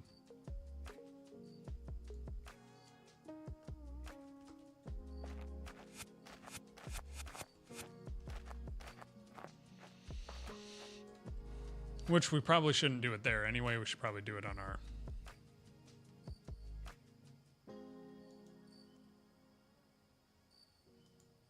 Yeah, let's add a bus called...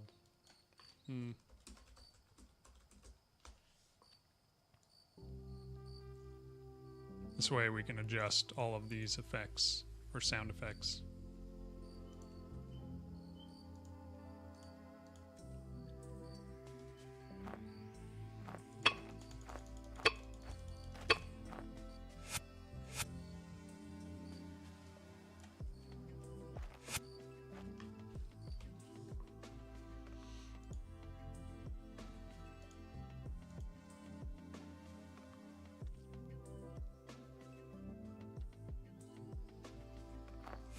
There we go. So I just need to restart it before it takes effect.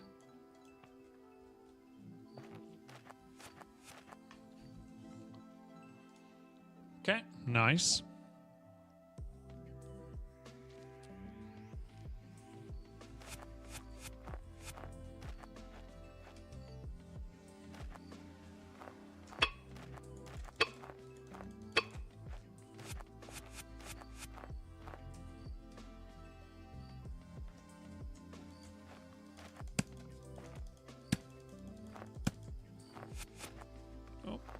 Those items just fall through. Oh, yep.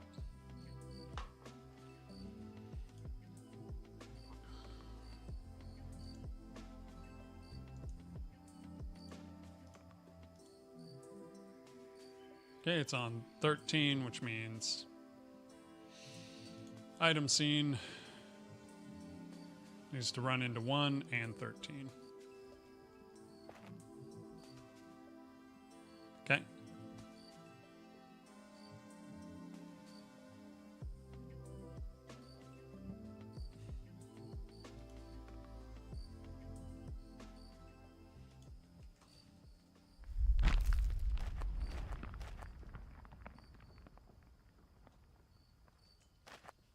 Let's try this again.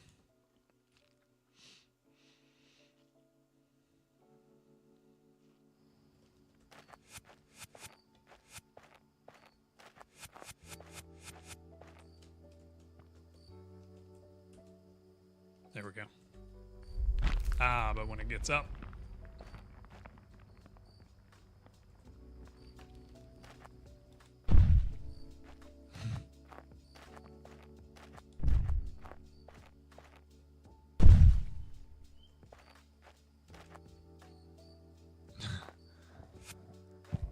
Yep. I really don't want to reparent all these things every time they're inside the mountain.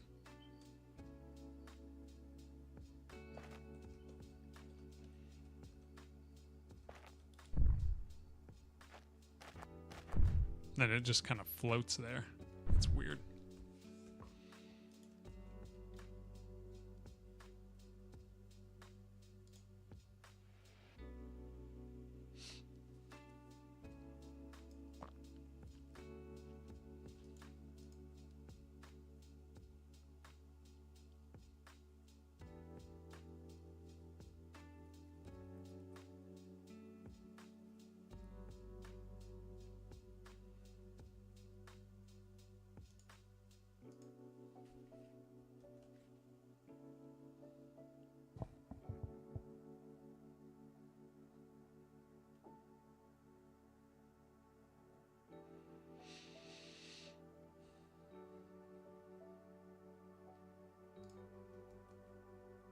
Let's turn off can sleep and let's see what happens. Probably is way better to have it on for performance. But I wonder if that's what's going on.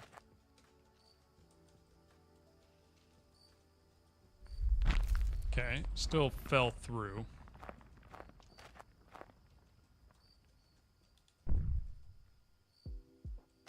Okay, but it fell off. And then fell through. Nice.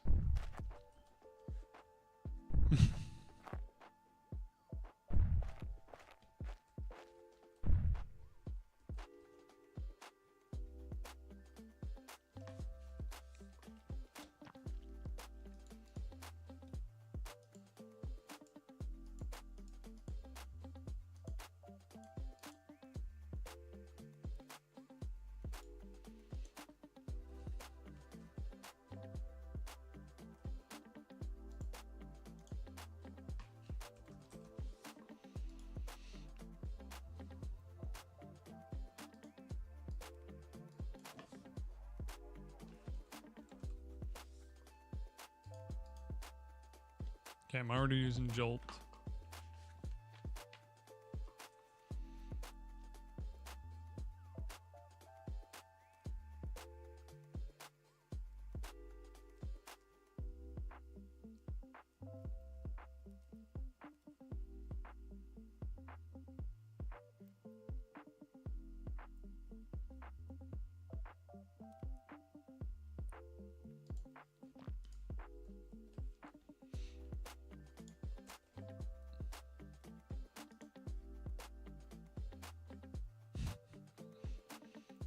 I don't know what I'm doing.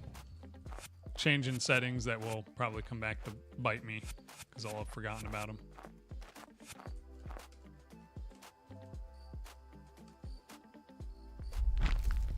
Oh, that just goes straight through. Oh, broken. On a null value. Okay, so I can't do that.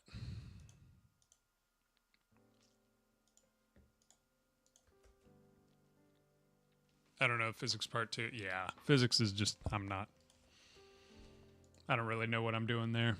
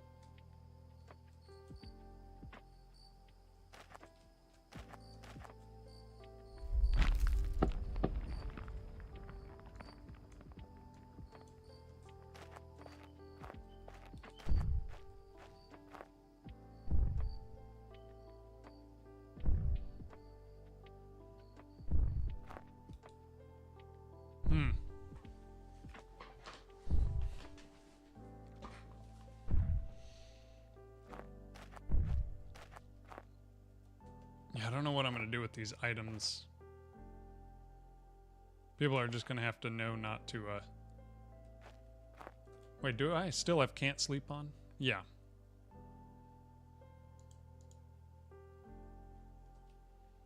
That's kind of nice. But if you start walking, then you just know that you're going to lose your stuff.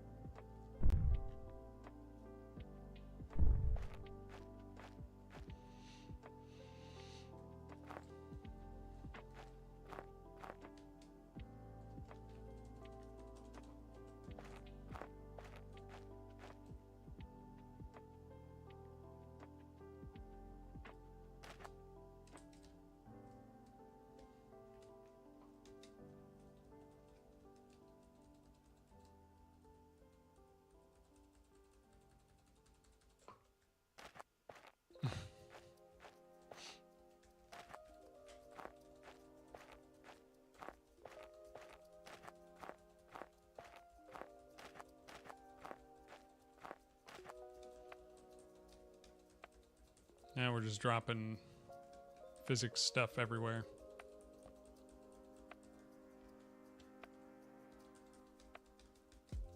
Just to see what happens.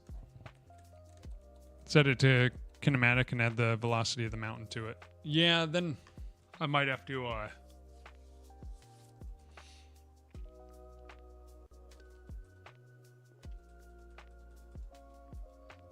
I don't really know.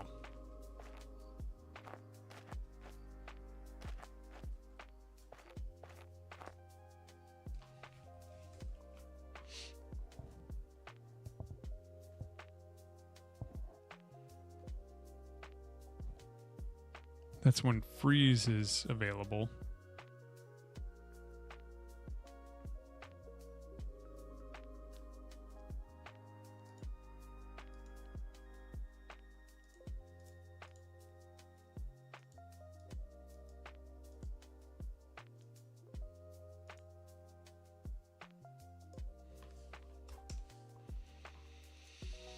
What happens if I do that? Just add a force.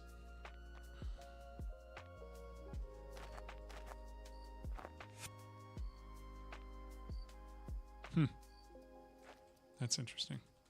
It all kind of goes sideways. They all float sideways. All right.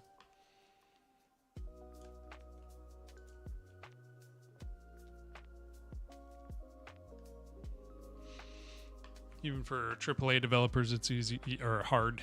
Yeah.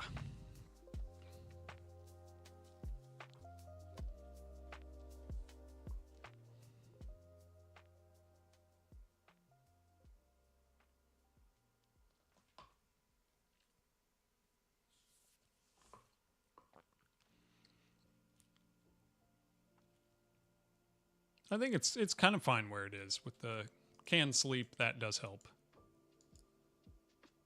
So otherwise it falls asleep once it goes to rest, right?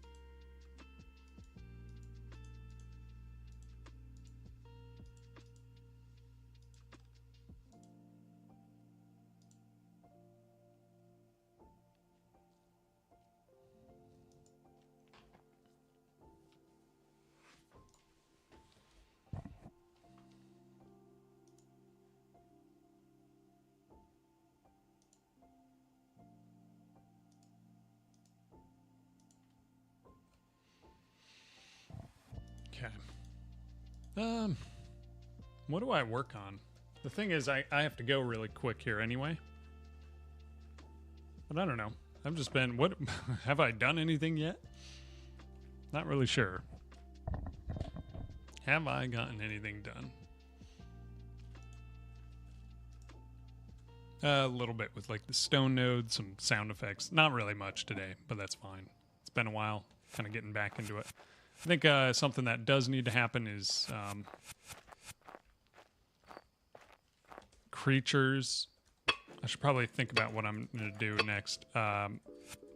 Definitely need more items. Like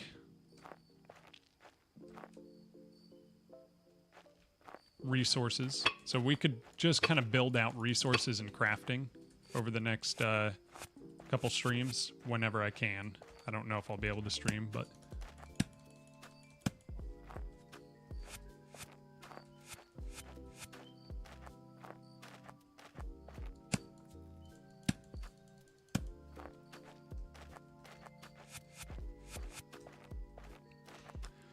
because I could build out more resources, more crafting, more items, some more tools, some enemies, and then we could release it out into the Discord and people could play it and tell me what things need to change. Some continuous checking option in the past. Oh, yeah. Continuous checking. I did see that too.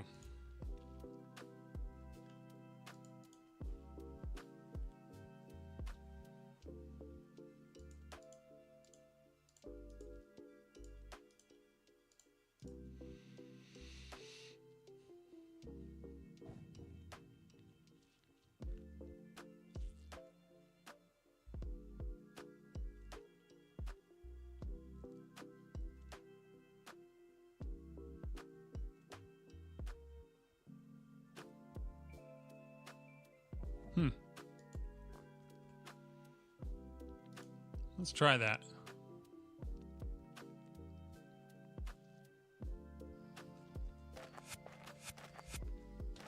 Potential lower FPS already. Yeah. Oh, that just flew right through it.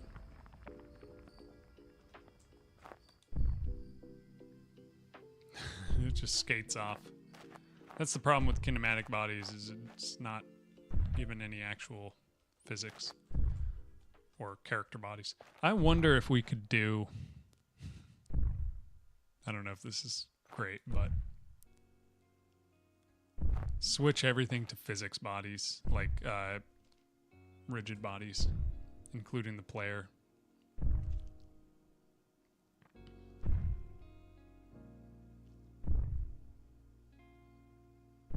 That, I assume, would fix a lot of this stuff. Like having the player on top. Yeah, kinematics for manual, yeah. Okay, so when you drop these, they do slide off while you're moving. What about when you're stopped? Okay, and then what happens if we go down? Doink, doink. Do that, and then we stand up and it clips through.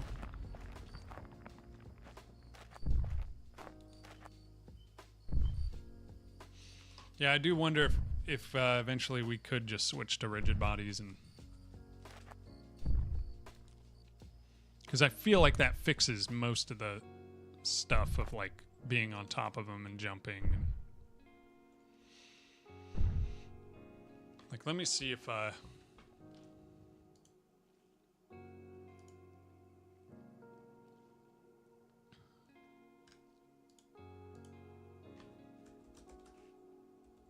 nope, not a riding body. Need a rigid body.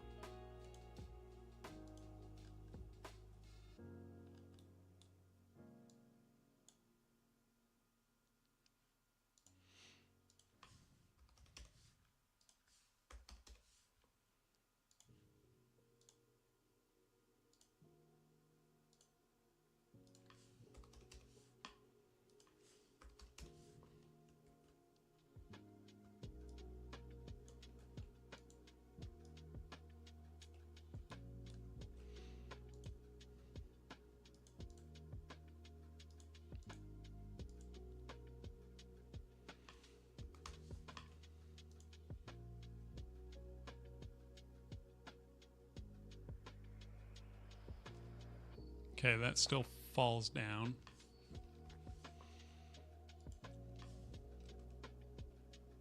Let's do 10 so it goes up.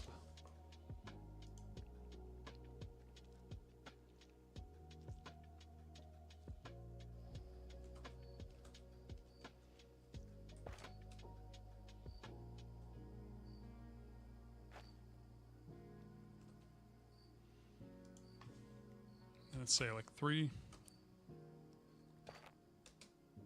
Okay, so you still fall off it. Let's do 1 to the side. We'll grab some stuff.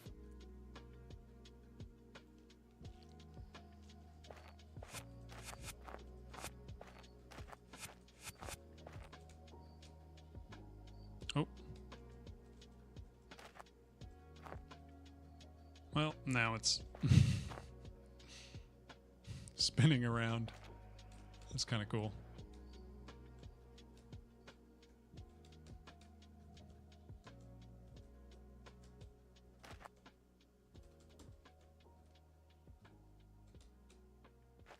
Okay. Let's make sure it's high enough.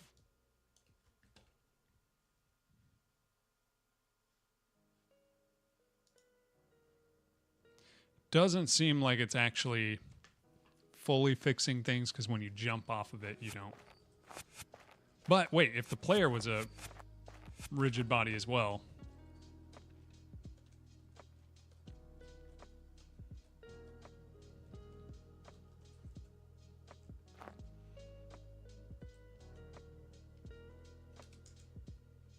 No, come on.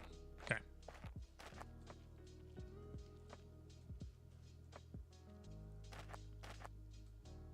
Things stay sticking on it.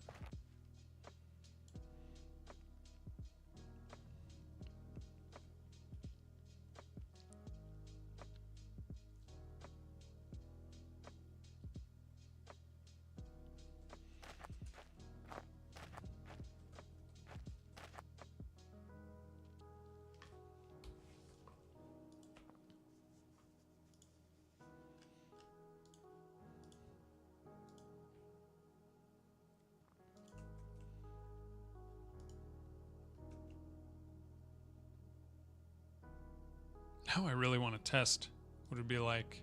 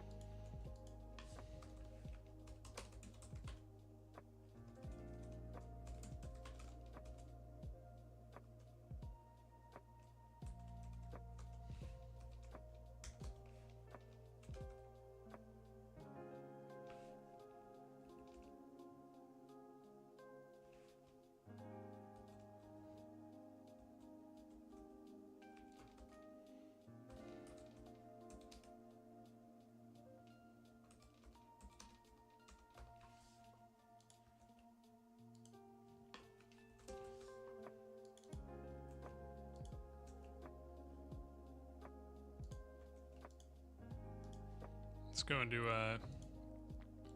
here we do scene, 3D scene, test, world, CSG box. This thing is going to have collision. Am I in like an orthogonal view?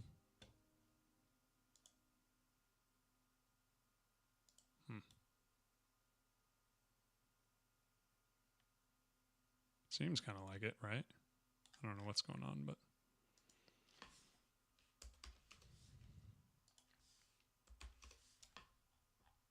yeah, I am. Okay. I have no idea why.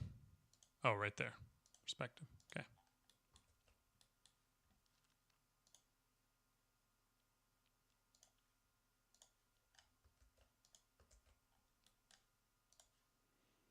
Use collision is on. Let's go back to here. Get our music going again. Okay, we're just going to test what it's like to do movement with a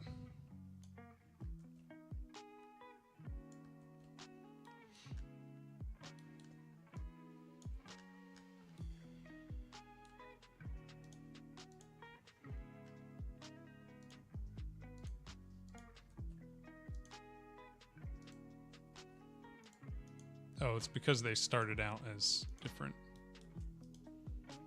not 3D nodes. Oh, this is not what I want.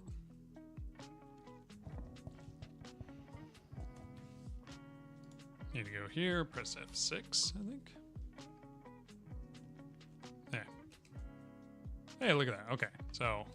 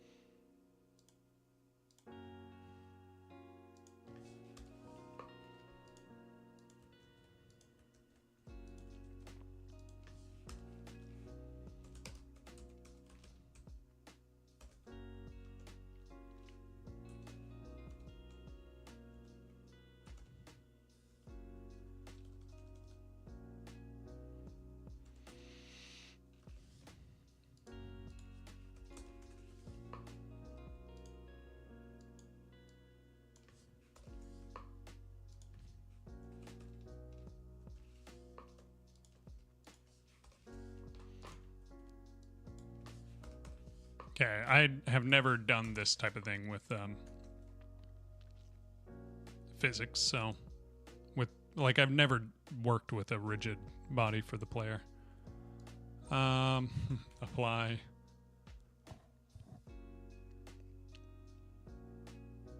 What is apply central force?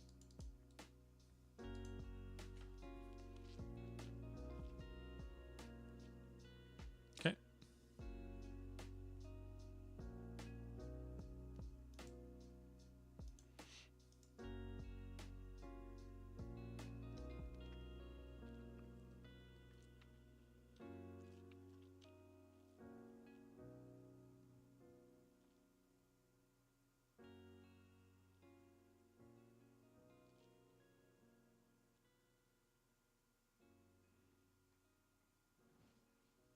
Is a vector 3.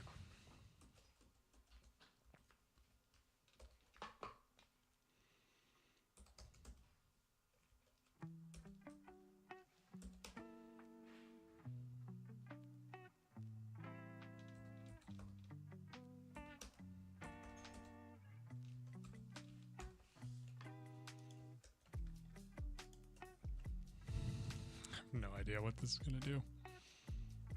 I'm just fooling around at this point. Oh. We gotta go to here again and do F6. Okay.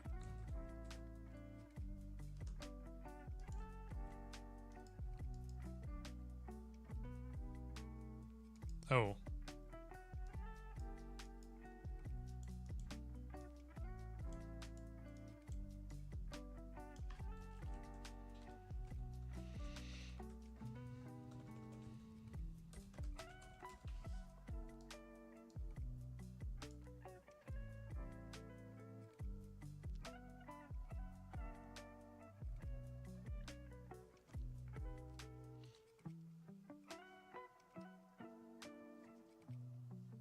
Oh, we also need to add this here.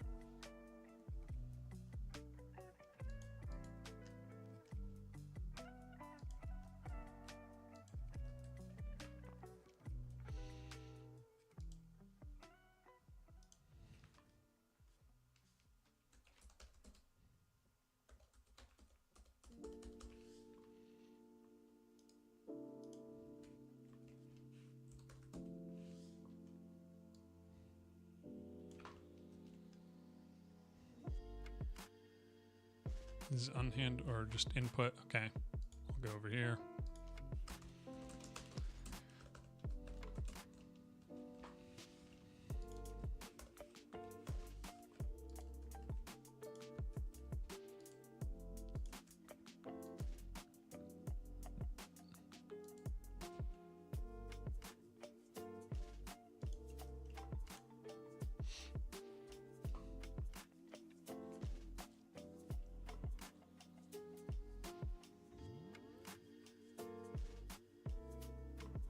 Okay, that just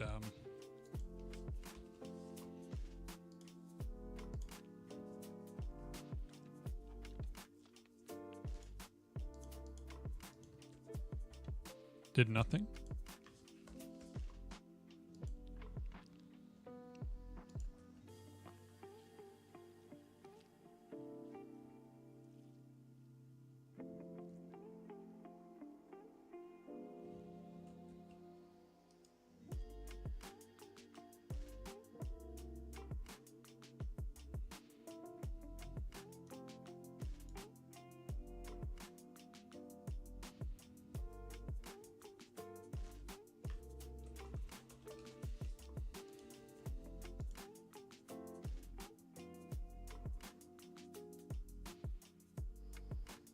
Oh my goodness.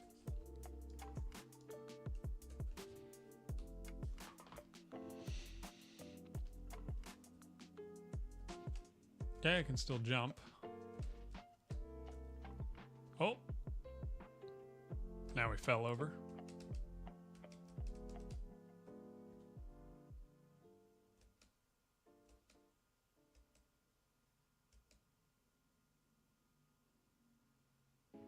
Now we're rolling.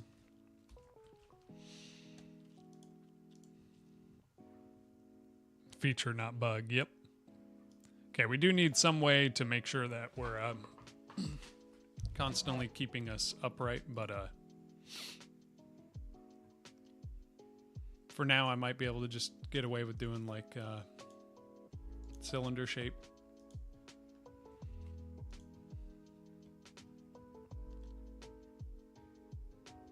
Lock axis. Oh, okay.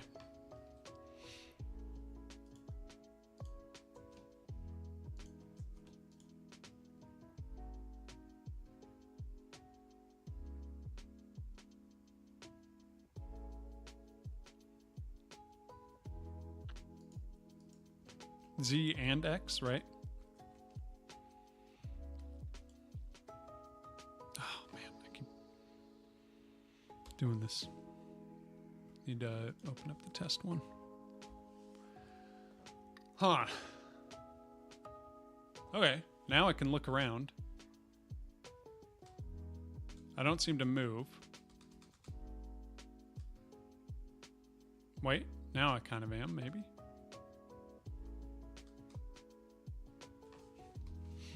Well, my movement is weird. So I'm doing this, then camera rotation.x.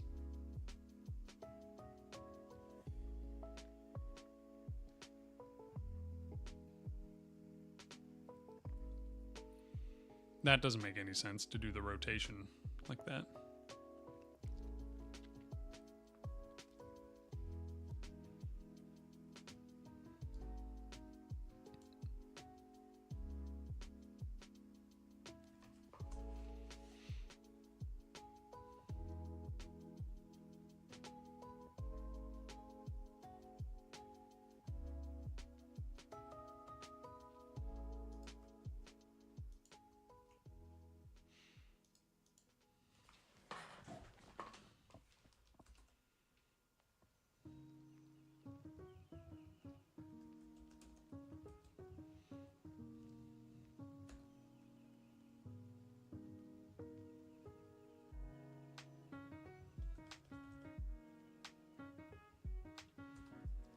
Basis.z.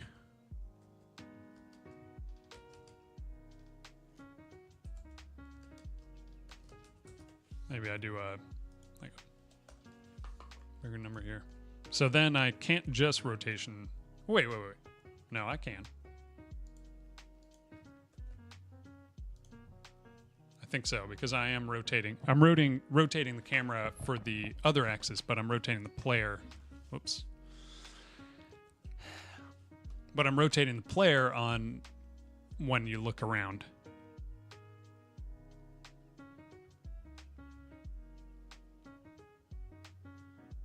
I can't tell if that's just too small of a number.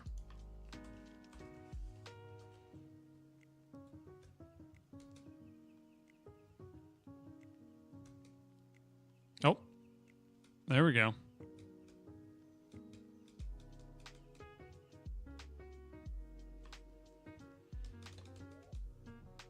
Okay, I just need to do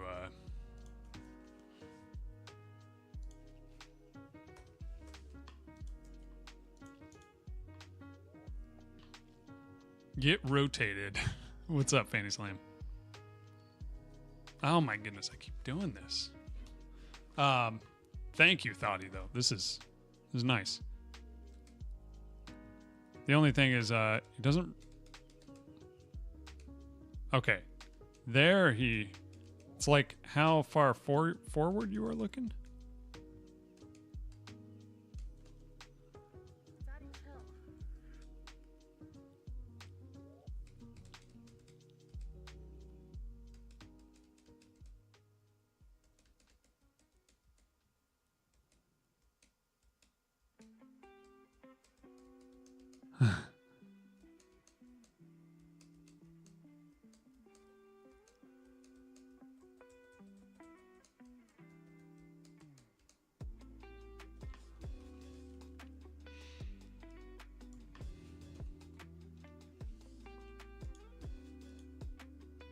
Let me try impulse. I know that's not great, but rotate the player around the Y. Whoops. Camera on the gimbal. Yeah, that's how I'm doing it. Okay.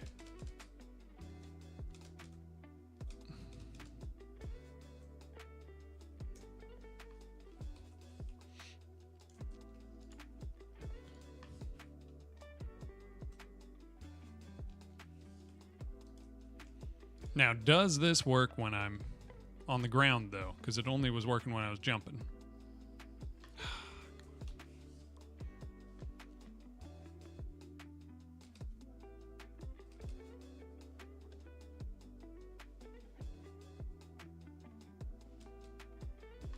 We just need to turn friction down, right?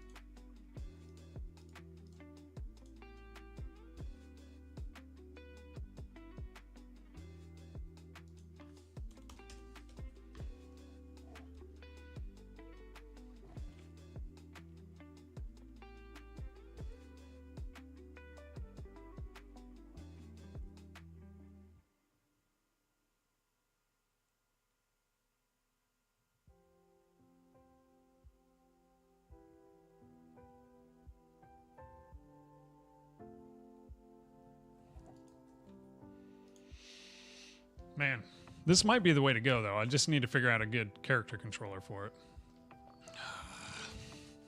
Once again. Oh, that's rigid player. You go to test world.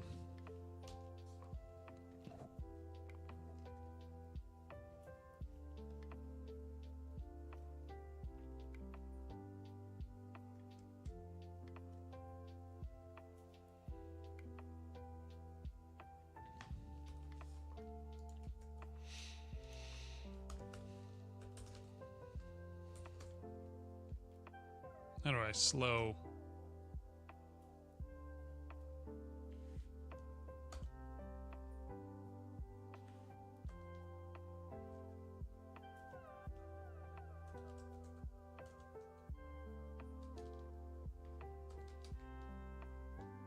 No, you can't really do that.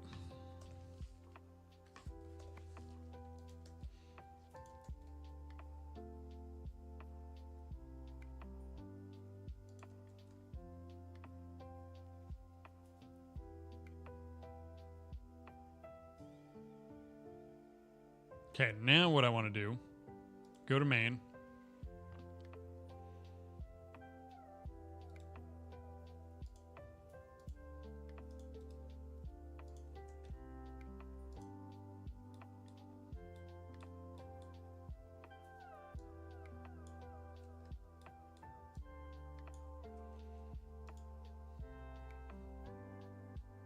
Rigid-based character controller in the asset store if you want to check solutions or use them. Okay, I should do that because I do really want to figure out how to do it.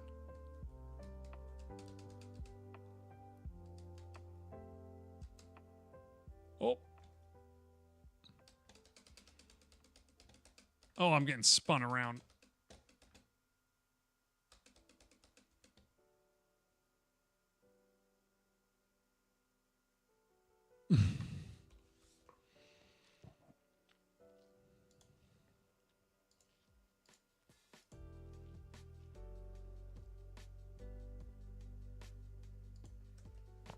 Does that make it so I can still turn?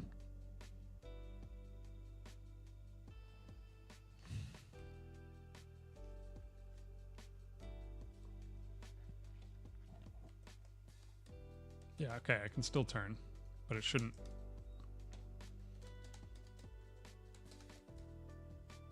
Okay.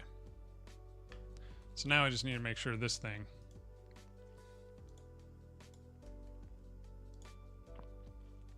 doesn't run into me. I am going to keep doing this, ain't I?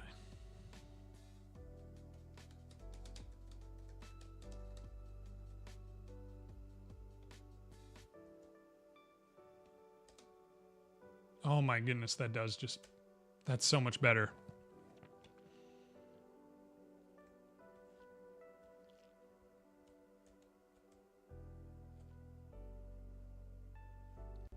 The only problem is then, how do I make the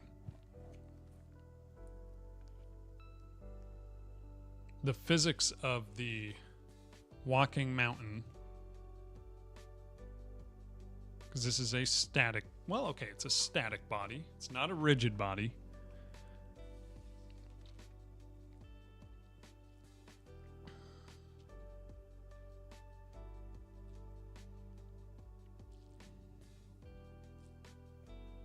But we might be able to do it.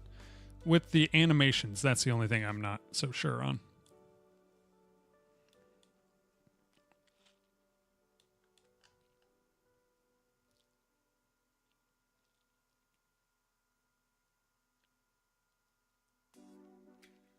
And then do we have to have everything else be a rigid body? I would assume static bodies still kind of work. Let me do like a static body with a CSG.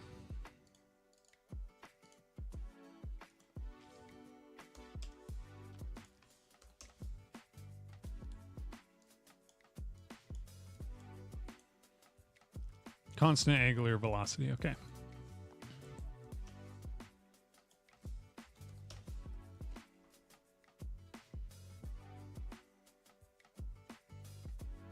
No. Linear.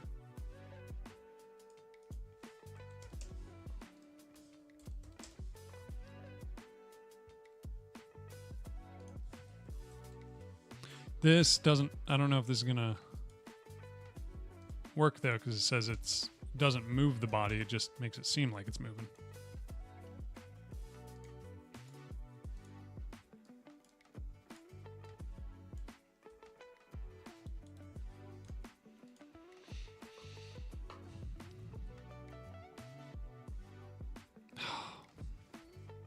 Once again.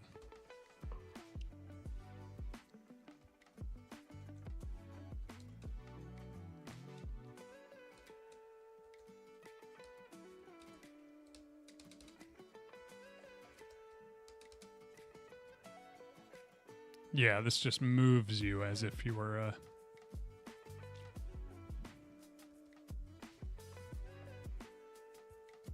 sliding on it.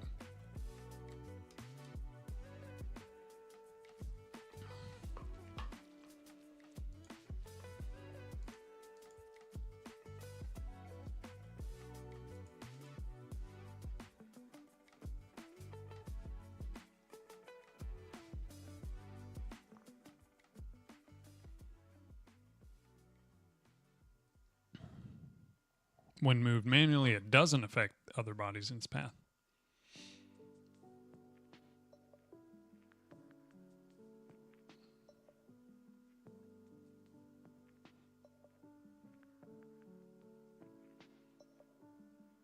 So a rigid body would be what we need for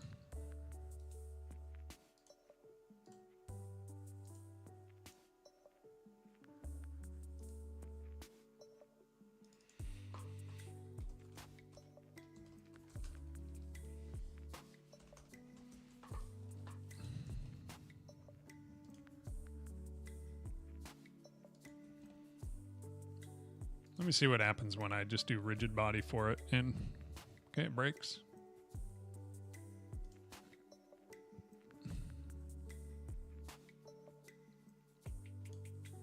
We have to change this here.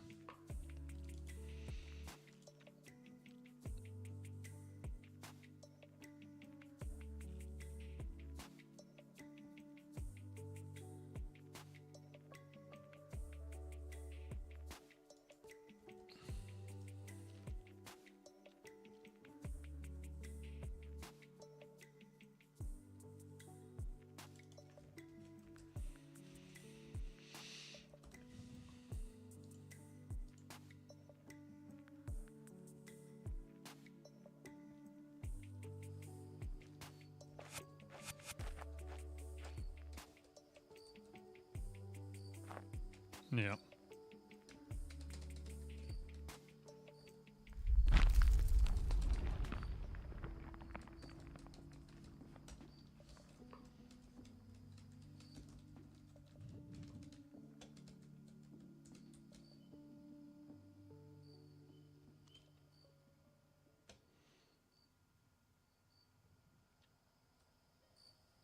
Okay, I fall all the way through it.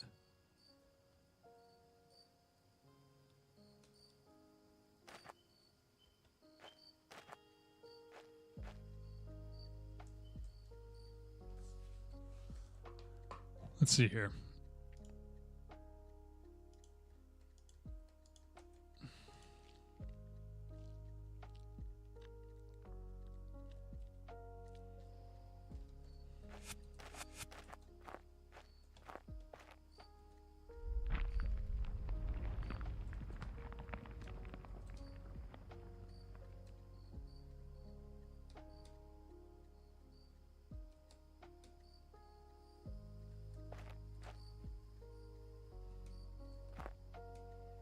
So I can get stuck inside it. Oh, it's just because of that thing.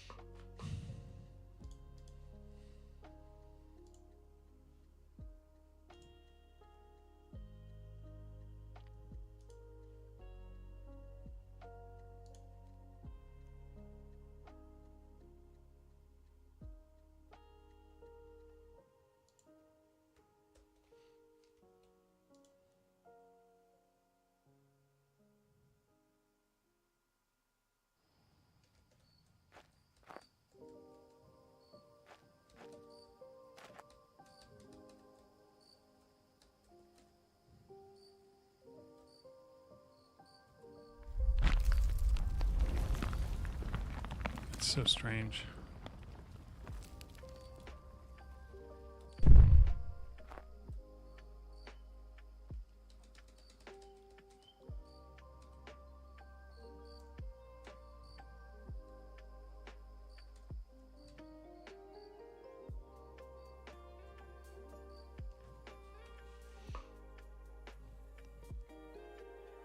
Let's look at riding body.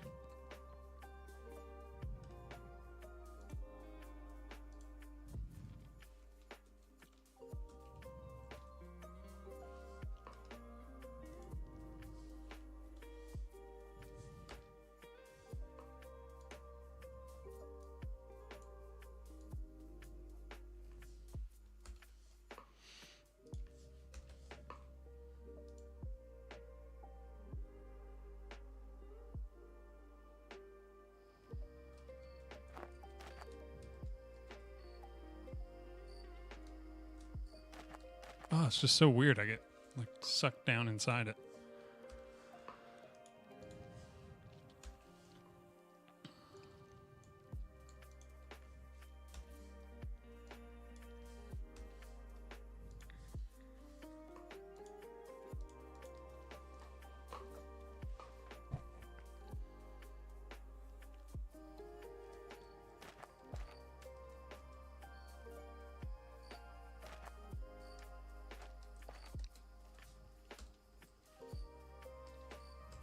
It's like it it's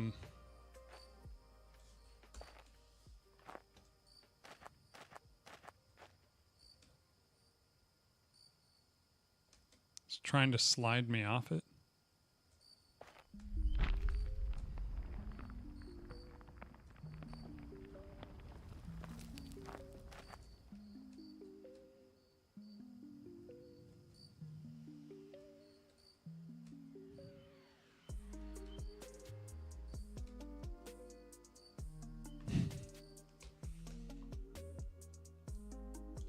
Okay.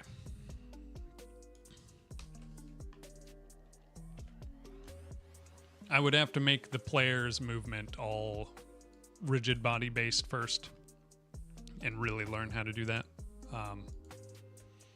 But that literally might fix all of my issues if I make the walking mountain rigid body as well. But then I have to work with my animations to make sure that, because the animations are moving so much that that's gonna that's gonna move. It's not moving using physics, it's moving using animation, which really sucks to have to deal with, but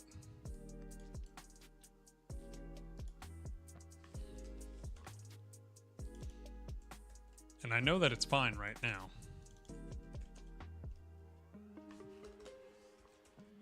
Like where it is okay, but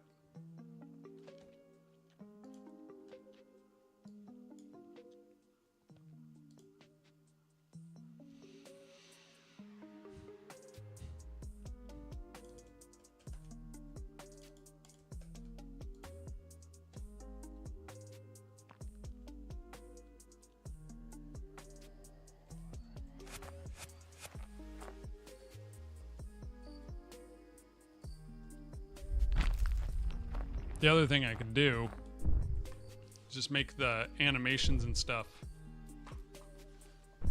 like make everything kind of really smooth, like it is a floating platform almost.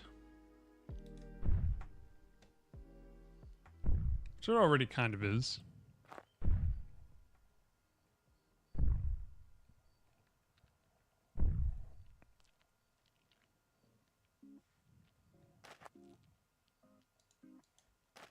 I don't know. We will see. In the meantime, I do got to bounce out. So I will see you all later. But let me find someone to raid real quick. Hopefully I'll be able to stream again pretty soon. I don't know. Like I said, it's really spotty. So, which is fine. I'll be able to stream more regularly soon enough, but it'll be at least another month.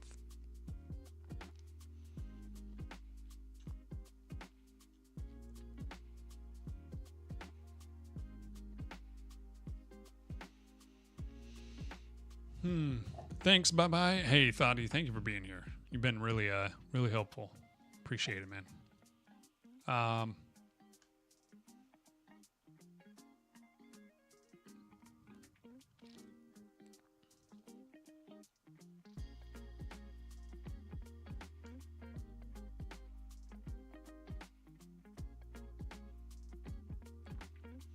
we're gonna raid this Dark Oz person, I guess.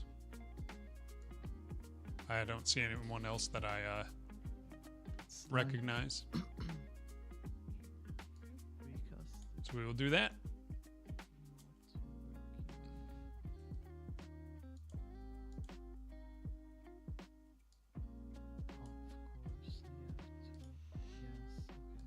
No problem. Yeah, man, I do appreciate it though. It's cool.